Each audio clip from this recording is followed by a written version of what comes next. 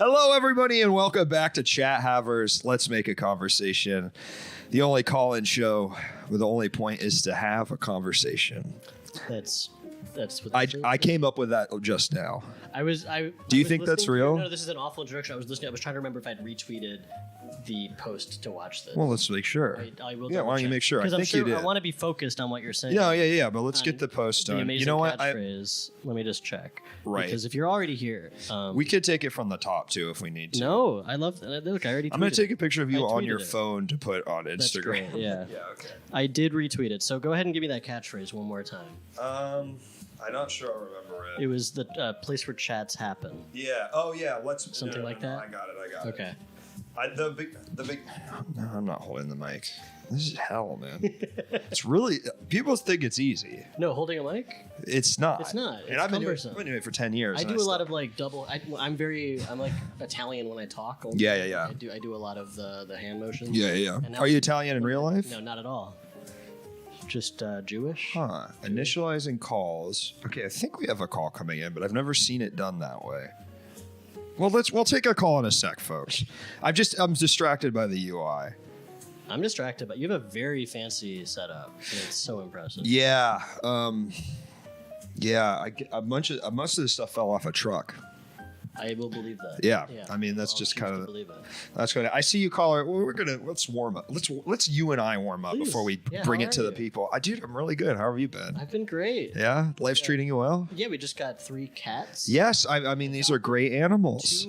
We were fostering 5 kittens and their mother. Insane, And we kept the mother and 2 of the kittens. and that's incredible. And we found homes for the others. I really like this because I think it's really funny that you just and I went along with it. You just told me something I already You already know. know. This is, Yeah, but you're doing podcast banter, which I think is really good. Show, like, Yeah. prepared with some Right, stuff but we already discussed it. Yeah. I'm like, that's crazy. I cleared the kittens bit with your rep. Right. Yeah. Do you want to take the kittens bit again? But I really give it to you.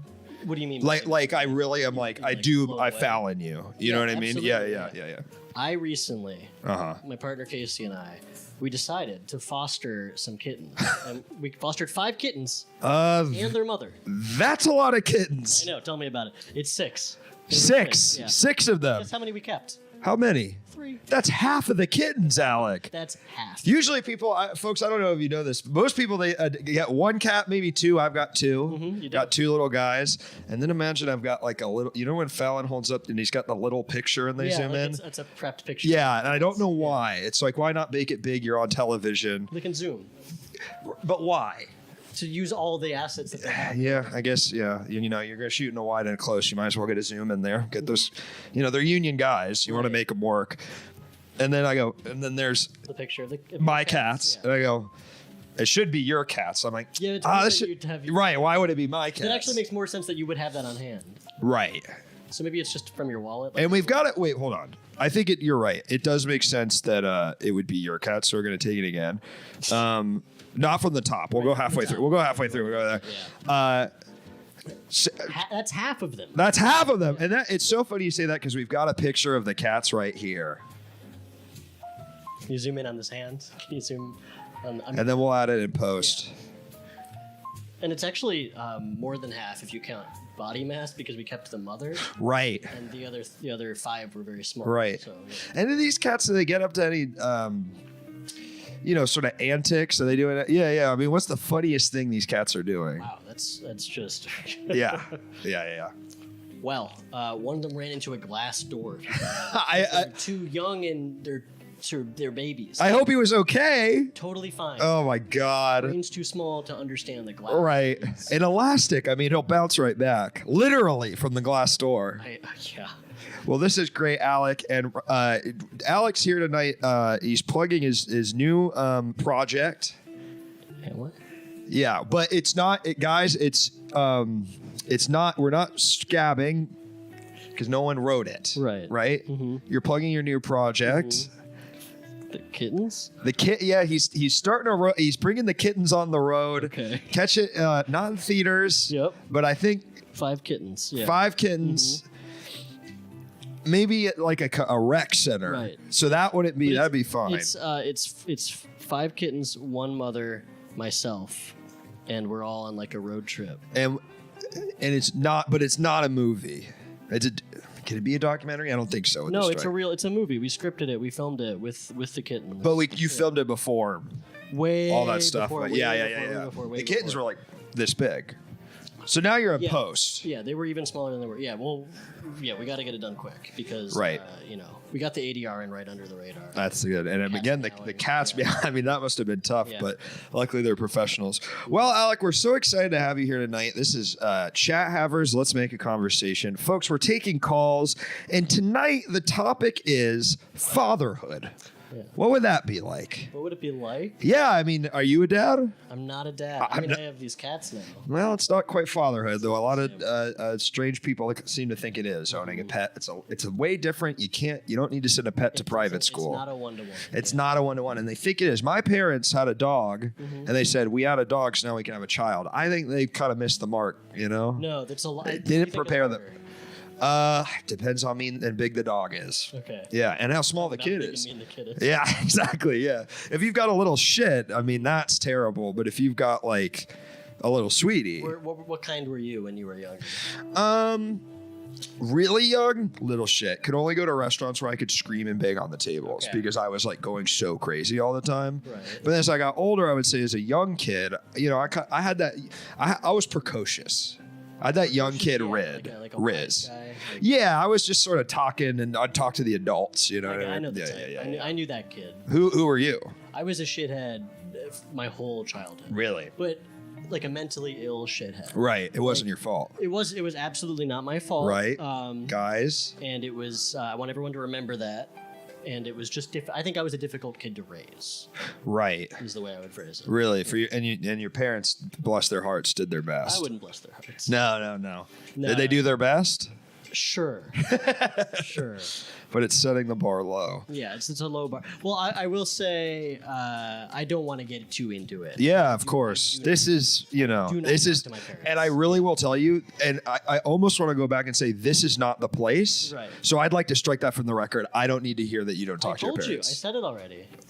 We're gonna go. We're gonna go back. All right. So we're gonna. No, we can, and I'll show you. Can you starting the show? All right, guys, welcome back. We went to a commercial break there. Hope you saw an awesome ad on Twitch for the Adobe Creative Suite or Taco Bell. Luke's afraid to get real. I am afraid to get real. Luke's afraid to get serious. I think you can mine a lot of interesting, fun comedy from knowing that I don't talk to my parents, Luke. That sucks, man. Yeah.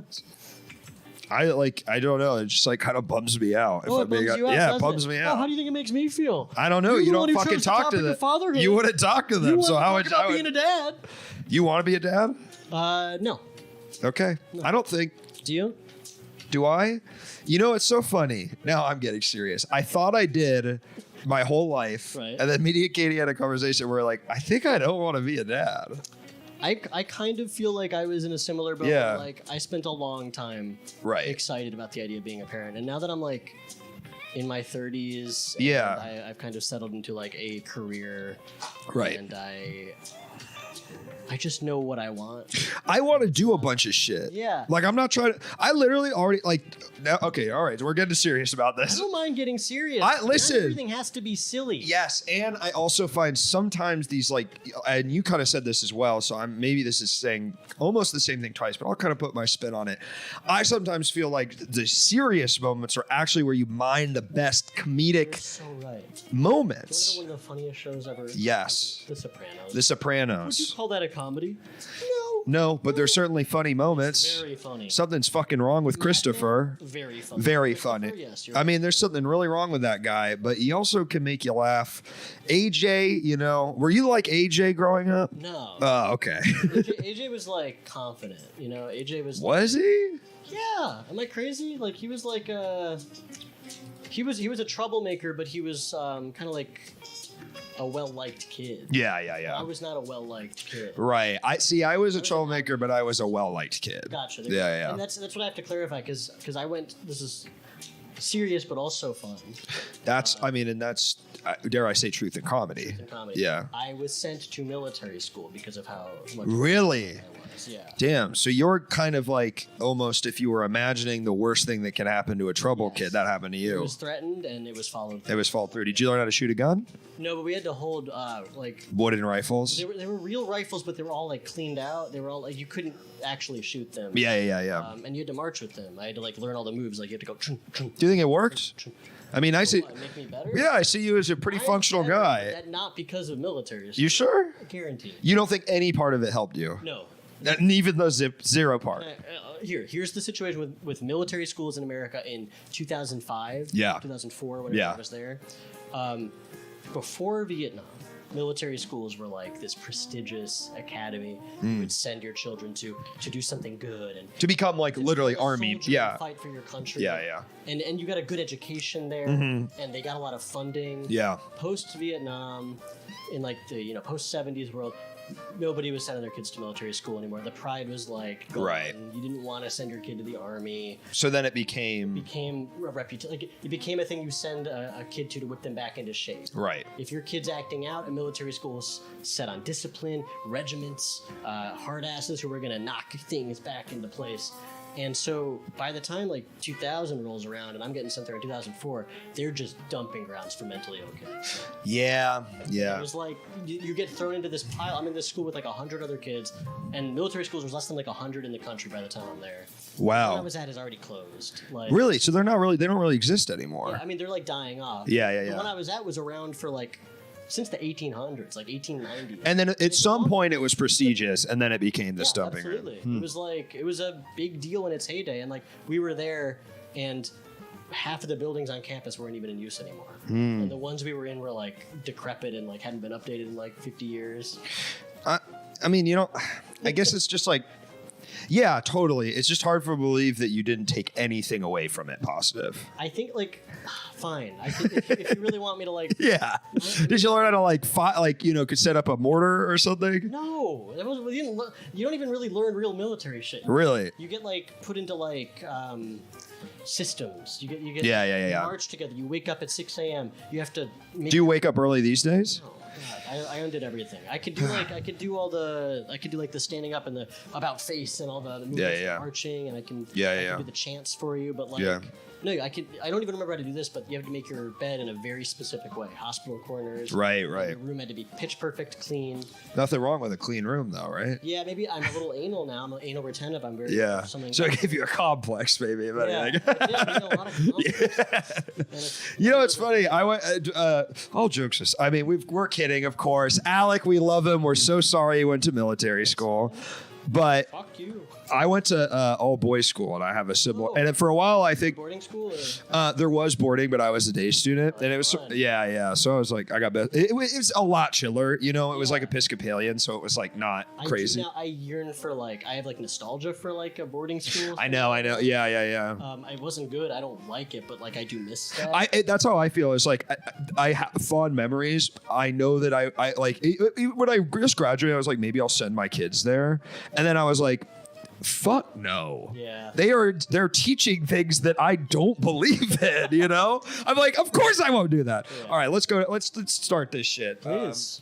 And so if you get folks, this is all the ways that you can be a bad father is make your kid go to a school they really don't want to go to out of some familial obligation in my case or some misplaced morality in Alec's case. I feel like the prospect of bringing a kid into a more and more burning earth is very scary. That's true. Mm-hmm. I've done the thing again. Give me 1 second. Oh, it's not auto-scrolling the chat? I think it is, but we're losing them. Well, there's a bunch more chats, isn't there? Yeah. All right. There we go.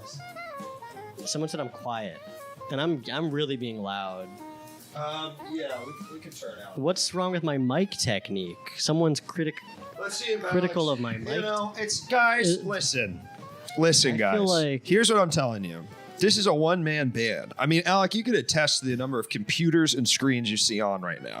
A lot. Yeah. And we're one down tonight. We still got 3 up. You usually have more? I usually have more. Listen, this is like, imagine Leno's, hey, you big fuckers, and then he's got to run off and make sure the levels are right. He should. He should if he cares about his thing. Yeah.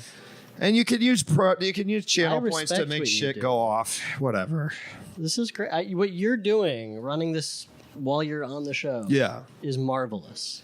Fallon could never. I know he couldn't. He'd be too busy doing coke. Conan I hate could. that. Conan could. Honestly, Conan could do it. Conan straight up could. And I think Letterman in his heyday could. Yeah. He wouldn't. He would never do it. He would never do it. He could do it if push came to shove, but he'd be like, I'm not doing that. Carson could never do it, but he like would be like, yeah, I could do it. He'd be really clear that Leno would fall asleep. Yeah, I turned up. And what I'm trying to say here is if you have any notes, and I really do mean this, if you have any notes about sound, something happens, I can't hear that. I'm not monitoring my own show. We don't have headphones on. You see, because what would that stage picture be? I wouldn't like that. No, you'd have headphones on. We'd look like we're Leno.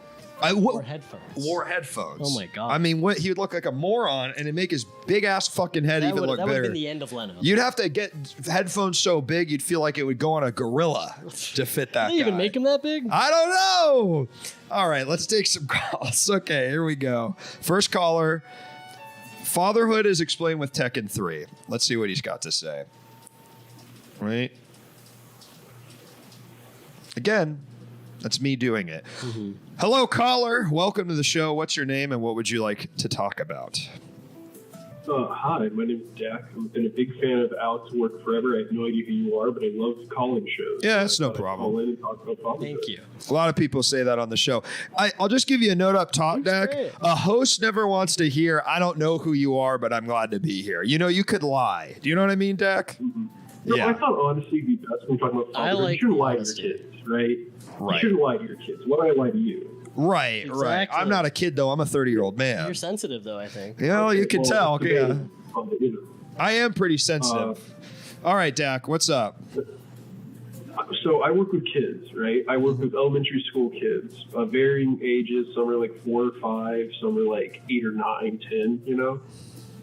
So I get to see like the early spectrum of childhood and adolescence and how their brains work and what they're willing to do in terms of like if you tell them to do something, hey, can you put that away? Can you help me do this? Things like that. Some kids are very nice and easy. Even kids who are like kind of rough around the edges and mean to other kids will be friendly with you as an adult. Right. It's like, oh, yeah, sure, whatever, man. You're an adult. I have to do what you say. When I started thinking about this in the pre-stream, in like 10 minutes, like, what the hell do I have to say about fatherhood? And I realized it's exactly like showing your friend who's never played Tekken before, Tekken 3 for the first time. Okay. So you go in and you say, I'm going to play King. You don't play King, play someone else. Play like Paul or something. And they're like, okay, well, I guess I'll do what you say. And you have them like the alternate costume where it's Armor King and it looks fly as fuck. And they're like, how'd you do that? And you're like, I don't have to tell you. You just kick their ass for like 2 hours without them ever getting around on you, right? Right. And they don't learn anything, but they had a blast because they're your friend. Being a father is exactly like that with your child, but for every facet of their life up until they're like 8 years old or so, where they'll just do whatever you say and you'll dominate them in every capacity. You'll just kick your kid's ass at video games. And do you view they'll everything ask you with questions and you can say whatever and they'll believe you. Everything with these children, do you view it as like a competition when you're teaching No, them? I wouldn't say view it as a competition. The children do. The kids do. You don't do it because you're an adult, but the children view it as a competition. Right. But it's like they're a competition and they just like don't realize how absolutely fucked they are in the competition. They're going to get their ass kicked. Oh yeah. They have no idea. Yeah. We can say it. We're allowed to say this. Kids are dumb. Right. Relative to it's not their fault. No, not at all. They haven't been alive to absorb enough info. They're going to get smart. Like they will eventually not. They're going to get smarter. They'll be smarter than us eventually. Give it like a week. Yeah. Well, maybe. Kids grow crazy. I don't know. I mean, I was an early adopter of the computer, so I think people were like, "Oh, these kids start on the iPad." It's like, dude, I was started on the fucking Game Boy. Like, I think I'm good. We're well matched with Gen Z. I'm fine. I don't feel outclassed at all. Me neither. But I'm glad you used a fighting game analogy because I have gotten very into fighting games lately. Tekken's a blind spot for me, though. I appreciate that you mentioned characters I know. King and Paul. And Paul. I know them. Mm-hmm. Exactly. I've seen your drawings of Manon Street Fighter. Like I know you're familiar with the fan favorites and things. Yeah, I thought that'd be effective as an analogy. I'm not saying you should go find an 8-year-old and play Tekken 3 with them, but I mean, if that could help with your confidence out there. If you played Tekken 3 with children? Yeah. Yeah. I do. Go to the rec center.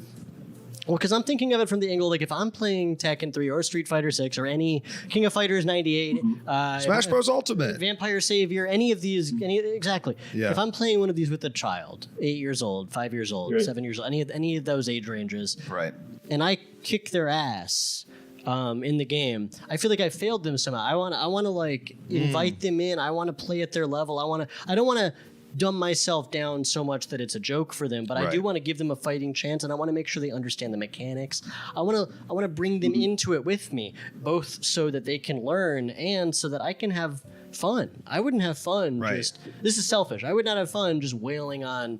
It's like a level 1 computer to me. Right. I need this kid to learn. And a child, I mean, that's so interesting, Alec, because I think under those, like a child is kind of a level 1 computer. Yeah. And hopefully they get to level 9, and hopefully they, actually break out and become player characters. But I find a lot of kids these days, Gen Z, Gen Alpha, whatever you want to call it, they stay, even if they get to level 9, they stay as computers. They you notice that? They don't break out. DLC character. And you can kind of see, and they're not getting the Terminator of Salvation tie-in. They're not getting the TMNT tie-in. At best, they're playing the main roster. They're not even getting to the DLC. They haven't even unlocked Ness. Yes, and you're like, Jigglypuff is still a little mystery box. And you're like, Dak, I guess I got to say, what do you do when you get a kid like that that's clearly going to be a computer the rest of their life? It's just going to be like a fool forever. Yeah, it's just. I usually ask. Yeah. I try to get into their level, and I'll be very effective. I'll say, "Hey, man, you like sports? Are you interested in sports or something? That'd be good, right? That could be cool." Yeah. So you show them a different game. Play with the dude, can still be successful and have fun. Yeah, that's nice. Yeah. That's smart. And I think, Dak, that's beautiful because I think it believes in all humans. There's a capacity to learn something that they, in fact, can be. Have agency over, right? And in some cases, it's just you're trying out different fighting games. Like, okay, you bounce off you try, but you're choosing. You're not stuck in the same game. Exactly, you're buying cabinets. You're playing Marvel versus Capcom 2. Exactly, you're saying this is where this genre peaked. We don't need. Why are we? Maybe you like Melty Blood, and that's way out there. But like, it's crazy. But hold on, you don't want your kid to like Melty Blood. You don't want that to happen. You don't want it, but it could happen, and you have to accept it. And if you have to prepare for that contingency. Dak, don't you feel like if they're really good at Melty Blood, like, is that a problem? I mean, I'm just happy they're doing what they love. I would be happy, yeah. I feel like if I'm teaching my kid right, they would tell me if they're really good at Melty Blood, and I would nod wisely and say, well, how about you go play like Axel Core plus R or something? Like, exactly, Right, Guilty Gear. Show your Guilty face Gear in public playing those games. I love Mom, Dad, I play Guilty Gear. Yeah. I would love my Melty Blood. We'll still support you, but huh? We'd still support them if they play Guilty Gear. No, Melty, it's questionable. Mm-hmm. I really enjoy the character in the game. I believe it's Guilty Gear, where it's a little girl and she's got a dolphin. Is that Guilty Gear? Yes, that is. Or is that Blaze Blue? That is May. That's May, yeah. I really I admire her from afar. I've never played the game. I've never interacted with her, but I'm charmed by her. That's the gateway drug to get into a fighting game is you think a character's cool from afar. I'm like, that's a cool... Mm-hmm. Alec, I watched you recently play Street Fighter 6, and I was very taken with the French woman. Manon. If you remember this, I said I didn't know people existed like that, and it made me excited, and it showed me just like, I don't know, the boundlessness of the human experience, I guess. You can come up with any type of character. Yeah, and put them that's what's beautiful. We're set on the number of humans, but characters are endless. Yeah, like nobody's thought of doing a French woman fighting game before. I've never seen it. No, never. It's so revolutionary. Ivy from Soul Calibur? She wasn't French. No, not Ivy. Am I French? Ivy's not French. No, Ivy. Are you sure? Ivy's Japanese. I think I don't think she's Japanese, man. Ivy's Irish. Ivy is okay. Ivy, that's right. Ivy's Irish, right? I think weirdly, and this is really crazy, but I think Yoshimitsu was also Irish. Yeah, that's and Voldo. Voldo is that absolutely makes perfect Irish. sense. Yeah, Voldo, it makes sense. What? Callie? Italian, Tally. No, she was Japanese. Yeah. That's it. And Nightmare was There's Japanese. A Street Fighter character named G, or just G, and he's like the president of the world is his bit, and he wears a big Lincoln top hat. But for years, I just thought he was supposed to be a big leprechaun. like a stretched out, like squashing something. Leprechaun. I'm like, oh, that's novel. A leprechaun that's tall and has muscles. Okay, wait, but this is exactly what we're talking about. I've literally never seen that before, and that's the beauty of creating a new character. Yeah, so what if a leprechaun was really, a big ass guy? I didn't think about it beyond just like a passive thought as I saw the character. So like, if I had stopped and really considered it, maybe I would have realized. Oh, Dak, we got a question in the chat. What do you teach? I just do after school program stuff, Gotcha. mostly tutoring. I teach kids like, just basic things. I'm going to start teaching them chess next week. So that'll be fun. That's a gateway drug into auto battlers. So you started with Tekken and then went to chess. Started with genre, really. Chess. You started with Tekken, you went to chess. Yeah. On the subject of leprechaun G and children, because you're a parent, you can kind of just say things to small children. They kind of have to believe you. So you could convince a kid pretty easily that G was a leprechaun. Just a really I was convinced, and I'm an adult. A kid, it would be so. Oh, this is an adult. You just saw it. He was only invented like 5 years. Right. He's a newer kid. He's not in 2 or 3. He's not. He's like in 5. I think. No. Right. He was made in a lab. Right. He was born from that. I liked when they had Spawn and Yoda in those games. That was in Mortal Kombat. Oh yeah. No. Spawn was Soul Calibur. Soul Calibur. It was Spawn on Xbox, Link on GameCube, and then the old man from Tekken on PS2. Yeah, you probably know. Please, Dak. Who's the? Huh? Heihachi. Yeah. Thank you. Yeah, that was. I played the shit out of Soul. I had the GameCube one with Link. Yeah, I was really excited Soul about Calibur it too because of that. Yeah. Yep, it really worked. Actually, Spawn was in a Mortal Kombat. I think he was in MK11, the most recent one. And so was Yoda. So I was right. Thank you. And then I think Yoda was in Soul Calibur. Soul Calibur 3. Yoda was in Mortal Kombat. No, he's in both, dude. What? He was definitely in Soul Calibur 3. Vader and Yoda are in it. Okay, now I was just thinking of Soul Calibur. No, that wasn't 3. You're all crazy. No. And we can't look it up, by the way. I don't want anyone. I never want any. I want to say this, and this goes to the callers, and this goes to the chat. I never want you to learn anything. I never want you to look up. Anything you learn must be from us, the caller, or each other. If you know already, you can tell us. No. No, don't tell us. I need you to forget it. Right. I need you to relax your mind and let that information. We're programming you with new info. Which is lack of. Yeah.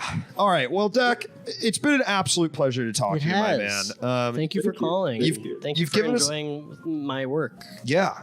And not Luke's. And I hope maybe, God, you can enjoy some of mine one day. But hell, maybe you already have being on the show tonight, Dak. If you enjoyed this, you enjoyed Luke's work. Yeah, you've enjoyed Luke's work. All right. Well, take care, my brother.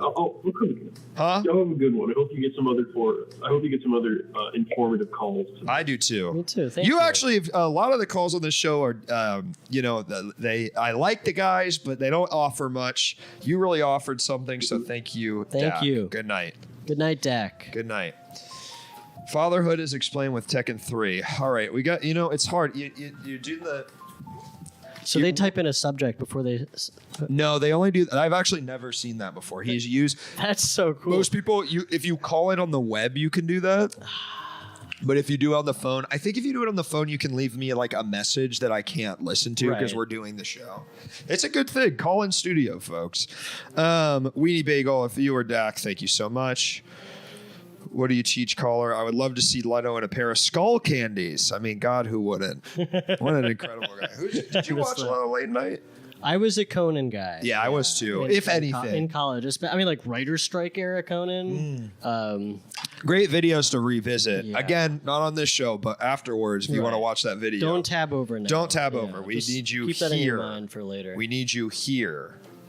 Thanks for the follow, Weenie Bagel. I hope it keeps it going too. Yeah, that writer's strike Conan shit is crazy. That was fun. I was rewatching some recently, and the one where he's just spinning a coin, I forgot about. It's just, I mean, you're like, what a fun thing. It's so good. And it's also like he is literally protest. You know what I mean? He's like showing how shit. Yeah, it's solidarity. Conan is sort of a dude I feel like in comedy that no matter who you are, you're like, yeah, he's like kind of the funniest guy we got. You know? I don't. I remember my parents like hated him. Speaking of parents again. Really? And I remember that. That's why you don't talk to them. Yeah, that was the dude. Yeah. How could you not understand the year 2000 bit? Come on. You don't like Richter?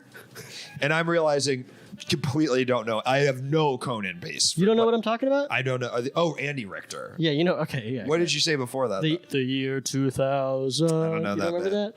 Masturbating Bear. I know Masturbating Bear. You know Triumph.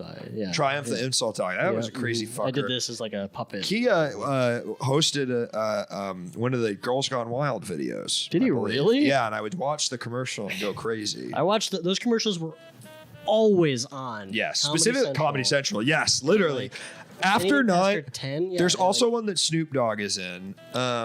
I swear, it felt like just that bucket of culture I was washed in from watching Comedy Central. I know, yeah. It's not who I was, but it was like you would just watch like Adam it was Carolla's show. Yeah, because it was like kind of Spike TV era where it was like, because also like comedy gaming culture as well. Like on G4, it was like kind of bro culture, was super bro-y. Yeah, and I remember feeling like, well, I what's like up, Old comedy, Beach? So I'm gonna watch Comedy Central. Yeah. And then like a couple years go by and I'm like, oh, I've just been watching like the bro-iest version of comedy. Crank Yankers. Yeah.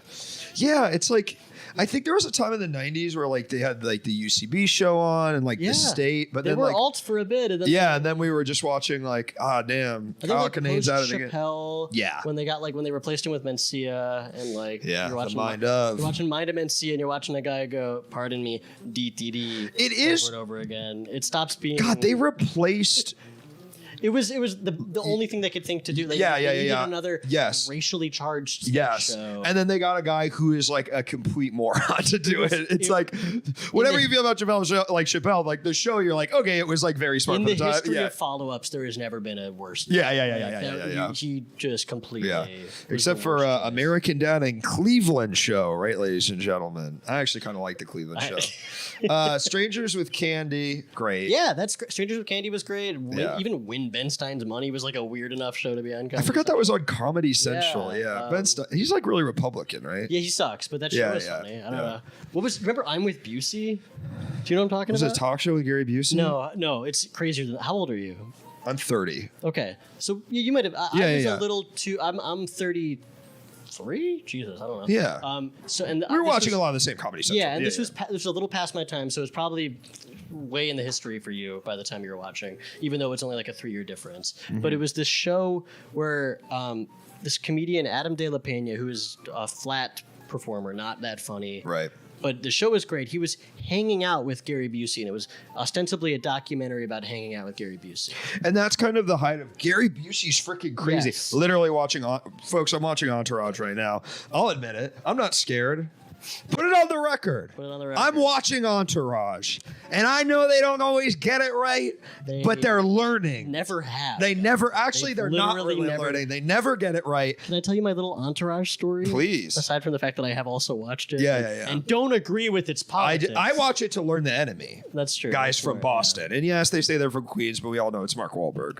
I worked on a show called The Dress Up Gang. Very, very funny show. Yeah. It was supposed to air on TBS. And did not. It got shelved for like 3 years, and then they got dumped on the TBS.com app. Not even like one of the apps you could subscribe to. You had to have I don't know. It was Jesus. I didn't know that was the end of that show. That's so sad because those guys are so funny. And I've only heard that show is so funny, and it was like a travesty. It never got released. It sucks. And it's a great show. And it's like it was one of those things where we were so excited to be a part of like what was going to be a big hit. And anyway, while we were filming it, there was a shoot day that we were like shooting on a location where we needed to use the driveway for a second, or somebody or the parking lot, and somebody needed a spot, I think. And we had to get a car to move out of the spot.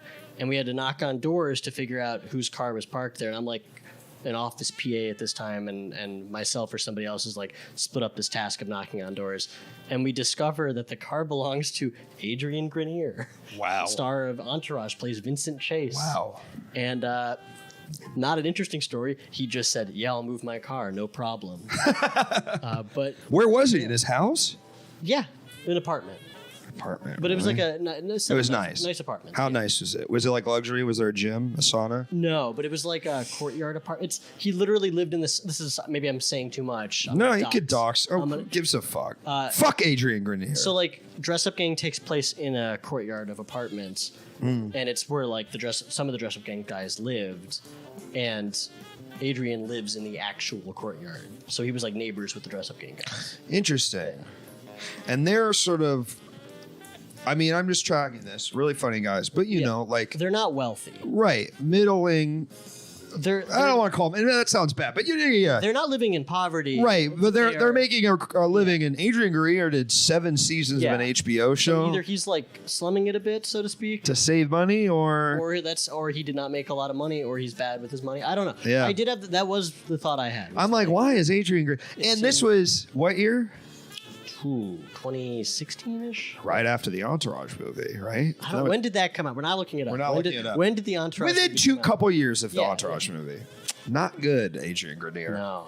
And he's in Devil Wears Prada. He lived in I would be happy to live where he was. Right, but you're not a star of an... I'm saying, if you were making that kind of money, would you be living in that apartment? Presumably. I think this is a good... example of how fucked this industry is. Thank you. If Adrian Grenier has to live in some shitty courtyard apartment, what do you think we're doing, folks? Come on. Jesus Can't even get their fucking show on the air. This guy got his show. Vincent Chase deserves a fucking mansion. Yes. He deserves a Beverly Hills mansion. And I'll tell you what, you start Entourage, you're like, he's all looks. That's kind of the point. I'm in season 2, mostly the end. I'm saying, honestly, Vinny's got the fire. I'm like, this is kind of fun. He's kind of like, you don't agree? Vinny's never had the fire. Okay, yeah, I know. That was the biggest stretch of the whole show. And I know I think it's on purpose, though. Now we're just fully talking about our thing. I think it's on purpose because you see him like acting Queens Boulevard. If folks, if you love Entourage, you're going to love these deep cut references. And you're like, he's being bad on purpose. I know all this shit. Yeah. No, I don't think. I think the show really thinks he's supposed to be good. He has those hiccups. He has moments where he does a bad performance, and that is part of the plot. Right. But like Medellin, did you get to Medellin yet? Do you know? No.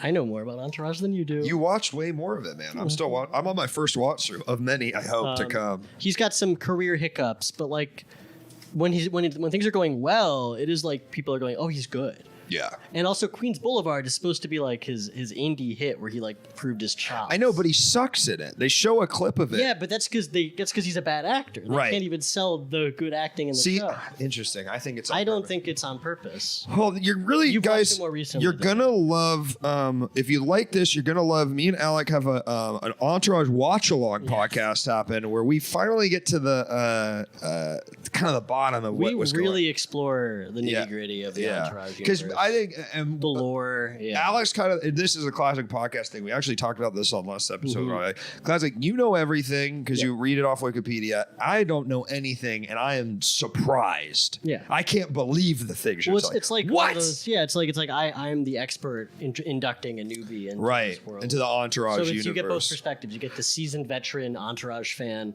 and you get the fresh-faced doe-eyed. What the hell? Vincent Chase is a good actor. I think it's on purpose. Dude, Turtle's kind of a joke. Well, actually, he might be a music guy now. I'm just getting to that, and I'm saying maybe we should. Can I blow your mind with a spoiler? No.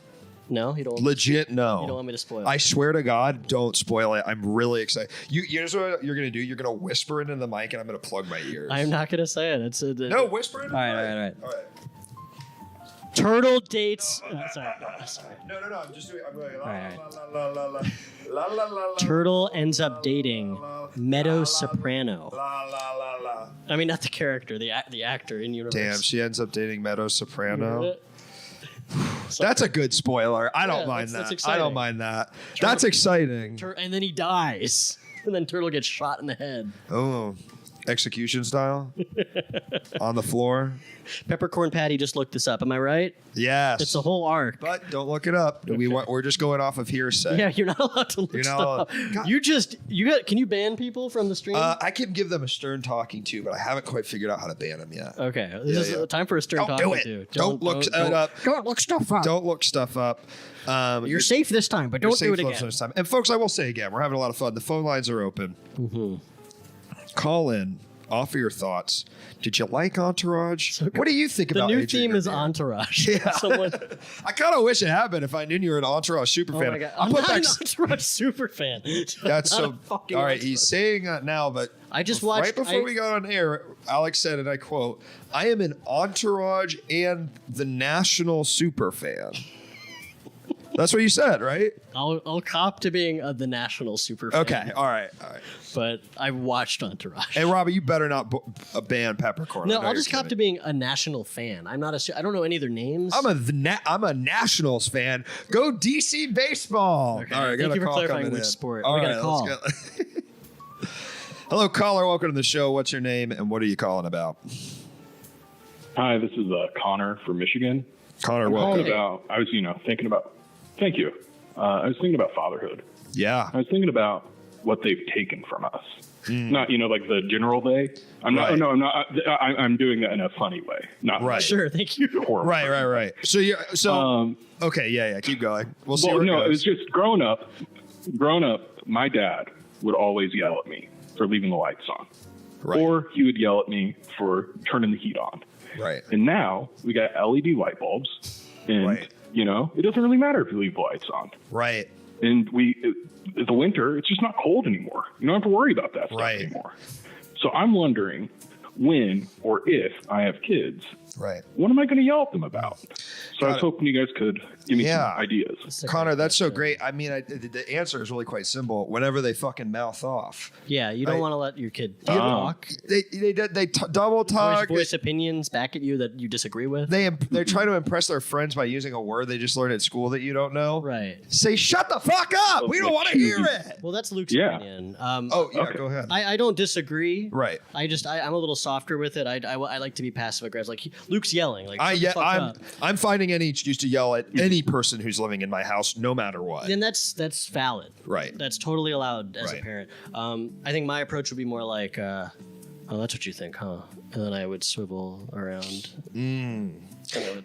Wow, I actually managed to get away with that. And I really like that, Alec, because that's actually so much more hurtful than yelling can ever be, because it's withholding, it's blank. It kind of leaves the kid going, I know I did something wrong, but I don't know. When you yell at a kid, they know they did something wrong, and they know why. Hurtful, now they're thinking about it, they're trying to math it out in their head. And when you hurt someone, you change them. Right. And that's what parenting's all about. Yeah. Changing the child, making the child like God made us in his image. We are trying to make child in our image, because a lot of times the parents are kind of gods in the house. That's kind of and the kids are the worshipers. Yeah. Do you agree with that, Connor? Yeah, and I think we're trying to break them the same way that we were broken. Right. That's we want to see them in or we want to see ourselves in them. If you don't mind, and I like yelling because you can do that anywhere. Well, like I was going to say, like you're calling us because you're worried. You as a kid were broken by these constant admonishments for not turning off the light or turning off the heat. And as an adult, without these actual worries to inflict on someone younger, you need to come up with something new, because normally the path of a parent would be to do the same damage. Right back down. Yeah. Right. You don't have that option anymore. That's what if you want to talk about what they took from us, it's the ability to yell at kids for turning off the lights and heat and everything. It's that. Yeah. Staying out until the street lights We're really on. having to innovate.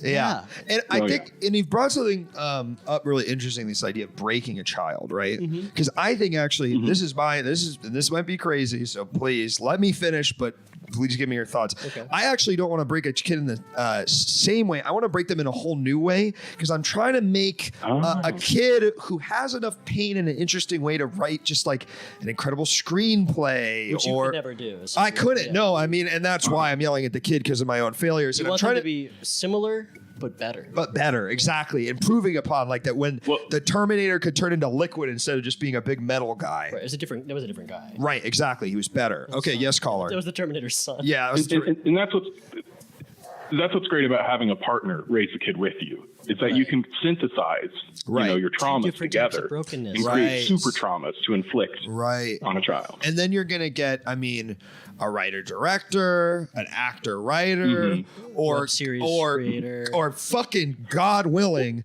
I think we all know the word I'm about to say, multi-hyphenate, dude. A writer, actor, director, editor, motion graphics designer. So rare. It's worth, you shouldn't even get yourself. Don't get your hopes up. Yeah. But if you if you break them in the right way, they're going to turn to the pen, the paper, but also the stage and also behind the camera, and they can kind of do it all. Right. I mean, directing is kind of being the dad of movies. Yes. An actor's kind of like being the son. Or the mom. In the case of Barbie. Yes. Or I can't think of another movie made by a woman. So we'll stop with that. So I think what we should look at then is who we should model ourselves after are the parents of the sibling directors or the sibling writer director team, right? Because they got it right, and they got it really right. They have to be siblings, by the way. They right. I don't think. Can you be a married couple? Yeah. No. And it's really better if you're twins. No. I mean, look at the Duffer brothers. Right. I mean, I can't stand it. They're twins. So they've got twin language, and one of them can rack focus, and another one can move the dolly. Without even touching it, they do it through their telepathy. Exactly. Yeah. And it's a really quite amazing thing, because then you could actually be the DP and director, because it's the same guy, you know? Wachowskis, Coens, these are all really great choices. Yeah. Are there any triplet or three sibling directing trios? PB&J Otter There might be too many cooks in a kitchen. Well, it could be. I do think it would be unwieldy. I absolutely agree with you there. And I also want to point out, those were cartoon boys. You don't think they could direct a movie? I didn't say they couldn't direct. I'm just saying that's not what I was asking. Oh, okay. My bad. And I get that I'm supposed to play along. Yeah. But that just felt like that was too crazy. That was too crazy for the world we're concocting. Okay, they're cartoons. Let's rewind. Real triplets. What about this? You know, the Coen brothers had a third brother. Yeah. He got hit in the head with a shovel. That might be true. I don't know. Oh, it's like the fourth or fifth Jonas brother. Right. Yes. The Wahlbergs. I get it. Oh, do they? I don't know. Maybe they directed an episode of Wahlburgers. Together. Yeah. The family that makes burgers together watches Wahlburgers. All right, you guys have given me a lot to think about. Wait, a lot to Don't, Connor. It sounds like you're leaving. Don't leave yet. This is important. Oh, you said you're from Michigan. I'm from Michigan, and I would like to know, just as a fellow Michigander, where are you from? In Michigan.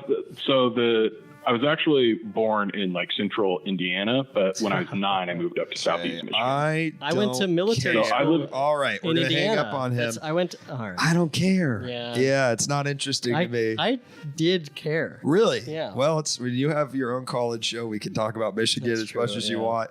And when I come on, I'll let you talk about Michigan at your show. But I don't want to talk about Michigan. That's not interesting to me. I don't know anything about Michigan. I've been to the Dunes and I've been to Detroit. You've been to the Dunes. I've been to the Dunes, and frankly, Dunes are all right. Didn't care for Detroit that much. Detroit's great. Well, I've had some pretty weird experiences there. The Yipsy AA area, that's fine. You can throw it in the Better Made chips. I saw someone posting about Better Made cheese curls recently. That mean anything to you? No. Just trying to react. I'm trying to fucking relate. You're giving it this is why I didn't want to talk about Michigan. Awesome. Which ones made Garfield? Which ones made Fargo? Coen brother made Fargo? Wait, I mean, no. Garfield. Yes. Well, no. Do you know the famous Bill Murray story where he thought signed on to do Garfield because he apparently saw Joel Coen or whatever, and it was a different Joel Coen or Ethan. I don't know. A lot of Jews in Hollywood. I can say that. I can. Luke, you can say that. Yeah. And guess what? I can say it too. You're Jewish? I'm Jewish. This is a mitzvah, as our people would say. A Jew at military school. I mean, you got your screenplay right there if you want to make a hard pivot. I was the only Jew there, and it was an Episcopalian school because they always have some sort of church. I went to Episcopalian all-boys school. Really? Yeah. We're two peas in a pod. We're two peas in a pod. 2 Jews in an Episcopalian school. And I got to say, it worked. I'm Christian. Sorry. Oh, did it really? Are you Christian? Yeah, why not? All right, sure. Because I held strong. You're Jewish? Were you bar mitzvahed? I was. Wow. Were you? No. Really? Why not? I converted to Episcopalianism. No, I'm just kidding. Okay. You know bar mitzvah? No, I wasn't bar mitzvahed. By the time I came around, my whole family was like, we're like culturally Jews. We don't want. Actually, it's crazy. My family, the rabbi that they love that married my parents was kicked out of the congregation for being gay. That's fucked. And then they were just like, all right, fuck this. And we kind of just fell off with it. That's cool of your parents to bail it's cool. That. Yeah. It's cool. The same with my grandparents were like on the board of it and shit. And they were like, fuck this. My parents would have just been like, did you hear? And then never would think about it beyond just as a gossip. Yeah, point. definitely. No, I had a bar mitzvah because I was in the town I grew up in was predominantly Jewish. Really, in Michigan? In Michigan, it was a pocket of Judaism, and in 7th grade, every fucking weekend. God, there's 2 days in a weekend, right? Right. 3 bar mitzvahs a weekend. Friday, Saturday, Sunday. Friday, Saturday, Sunday. Because they were fitting it all. Because every kid in the grade got every single kid was. You had to fit it in the school year, and genuinely, most weekends would be stacked. You'd have to pick which friend's bar mitzvah you wanted to go to. Jesus or Christ. Try to get to both. And I swear it was fucking torture. Like, I know it sounds like, oh, it's insane to have to go, like, complain about going to parties. No. If you've been to a bar mitzvah, it's, like, fun to go to a couple, but you start going to, like, 10, and you're like...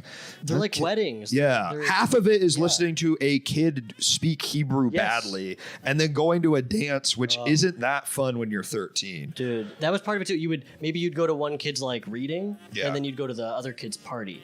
And that way you would, get both hits in. Wow. Like, oh my God. What was the best one you went to? What's the worst one you went to? I swear to you, I would not be able to pick one out. They were just one big blur. Right. And a lot of them, I'm sure, were at the same place, too. Yeah. There's only so many venues in town. Yeah. But my theme for mine was Alec's Cartoon Mania. I remember that. And I drew comics as a kid. And I had all my original characters, and my parents paid to have them all blown up in corkboard. So each table had a different Alec cartoon on it. That's really nice. It was cute. Seems like your parents aren't so bad after all. They just did what was societally expected. I will not give them an inch. And sometimes that's love. Have you ever been to a bar mitzvah where the kid really nails the Hebrew? I don't think that's ever happened. First of all, learning the Hebrew was maybe the hardest thing I've ever done in my life. It's really fucking. I mean, I didn't do it, but I remember friends of mine who were Jewish. It's like you're expected to do something pretty fucking insane for a 13-year-old boy or girl. It's not just memorizing an entire Torah passage in Hebrew. It's also you have to chant it. Yes. So you have to learn with the intonations. You're not just learning Baruch Atah Adonai Eloheinu. You're learning Baruch Atah Adonai Eloheinu. You have to remember when to inflect your voice. And they also famously almost entirely taught on cassette tapes. Really? Yeah, at some point in probably the 70s or the 80s, rabbis across the nation took to cassettes. Wow. And so I learned from a rabbi. You would go in to meet with this rabbi who's 100 years old, dying, and has taught a million kids Hebrew. And they do a couple in person, and they record your passage for you, and you have to memorize it with the cassette. And I swear to you, it took so long. Yeah. So much mental effort. And I've never felt anything like this again in my life, but the second I was done with the reading, I knew I would never need to say it again, and I felt the information flush from me.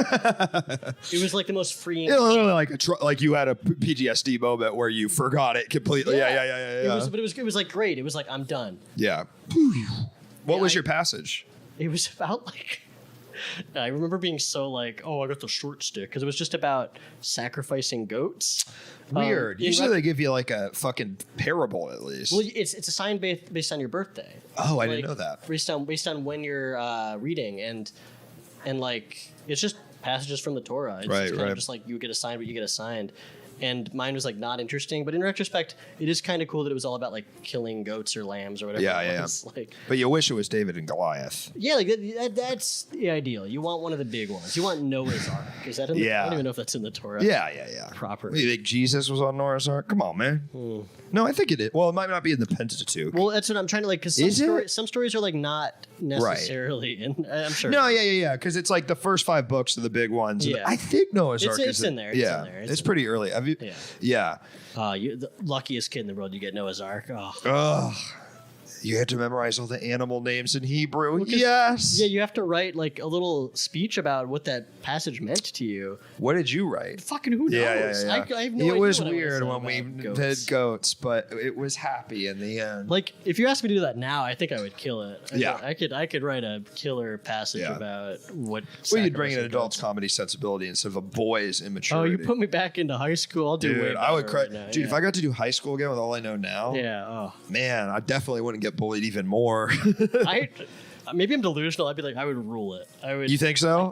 I do. It's all fucking mind games. And Like, you know, if I really was able to go like, fuck it, I'm gonna rule it and just like completely jump into it and like never doubt myself. Yeah. I mean, I don't know. There's just like it because you don't want to be the most popular. You just want to get through it and be like well liked. Right. I think is the goal. Yeah, you want to be friends. You want to. I mean, and have fun. At the end of the day, don't we want to be the kid that's friends with every friend group? Yes, that's ideal. That's great. Oh man, you get to the parties. You have a nice girlfriend. You lose your virginity at an appropriate age. You fall out of touch when you go to senior college, but then you have a little thing during the summer, and then you go, I don't think we need to do this. It's a loving breakup. You see them years later. You still have a nice time talking to her. Hey, it sounds like you had it all figured out. Yeah. No, that wasn't me, but I imagine that would have been nice. That would have been ideal. Yeah. If you could redo high school over again, I would be able into new atheist philosophy even more. Yeah. I would just know a lot more about Digimon. And that would help a lot. And it's instead of freshman year playing D&D, I could have been DMing even as a freshman. Oh, hey, that's great. Yeah. Yeah. I would warn people about 9/11. Well, actually, I went to high school after 9/11, but I would still warn people about the second 9/11. Yeah. Anthrax. If I went back to high school, time travel wise, I guess I wouldn't be too concerned with having a good high school experience. I think I would be concerned with stopping 9/11. Well, again, that already happened by the time I was in high school. But I'm trying to think of other tragedies I could prevent. And you know what? Hurricane Katrina. Yeah, no, I'm actually having a hard time thinking of anything I could practically. Yeah, I don't think you could prevent. No, I think the problem was a lot of people were saying the levees were going to break, but then politicians and gerrymandering made it so they would. I guess I would get a Bitcoin early and cash out, and then still mock Bitcoin relentlessly as if I didn't benefit. I think that I would go back to 5th grade and stop the DC sniper. I think you would. It would be cool to see a DC sniper stop by a fifth grader. Because I'm imagining it going the other way. I think you would fail. I think the DC sniper would be more famous for killing a 5th grader. Right. That would be. And then he would. You would change history. And then he would get caught because I'm like wrestling the gun, and then he would shoot me in the head. Yeah, it would. DC sniper killed after 5th grader jumps in there. You wouldn't be able to return to your time and check if you fixed things or how things changed because you'd be dead. Right. But from my perspective in present day, I would be like reading about the DC sniper. Everything's the same. And the Wikipedia article would do like a little shimmer and then change to like the DC 5th grade killer. And I'd be like, well, that was an interesting period in American history when a child ran up to the DC sniper, which we didn't call him that. Right. We called him the DC 5th grader killer. When a 5th grader ran up to the DC 5th grade killer saying, I'm going to stop Well, because I would have stopped it before the first snipe, right? Because I read all the info. It's like... You would have distracted. He would have been like posted up and you would have been waving, stop! And then you would turn and... Well, honestly, isn't that beautiful, though? Because I'm actually imagining you're looking at the DC Sniper Wikipedia article. Right. It doesn't shimmer and change. It disappears. Page not found. Because killing one 5th grader isn't getting you in the history books, my guy. In 2005, Columbine had happened. You think he's getting in the paper for killing one? I actually do think in that era, a guy in DC killing a 5th grader with a sniper rifle would get a Wikipedia. I guess it's well.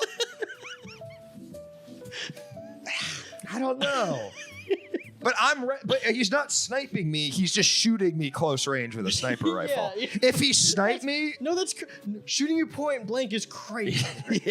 So you're not saying. It's such a bizarre situation. Like, it's getting written up about, and it's gonna. Does it get written up more than killing 10? I think equal.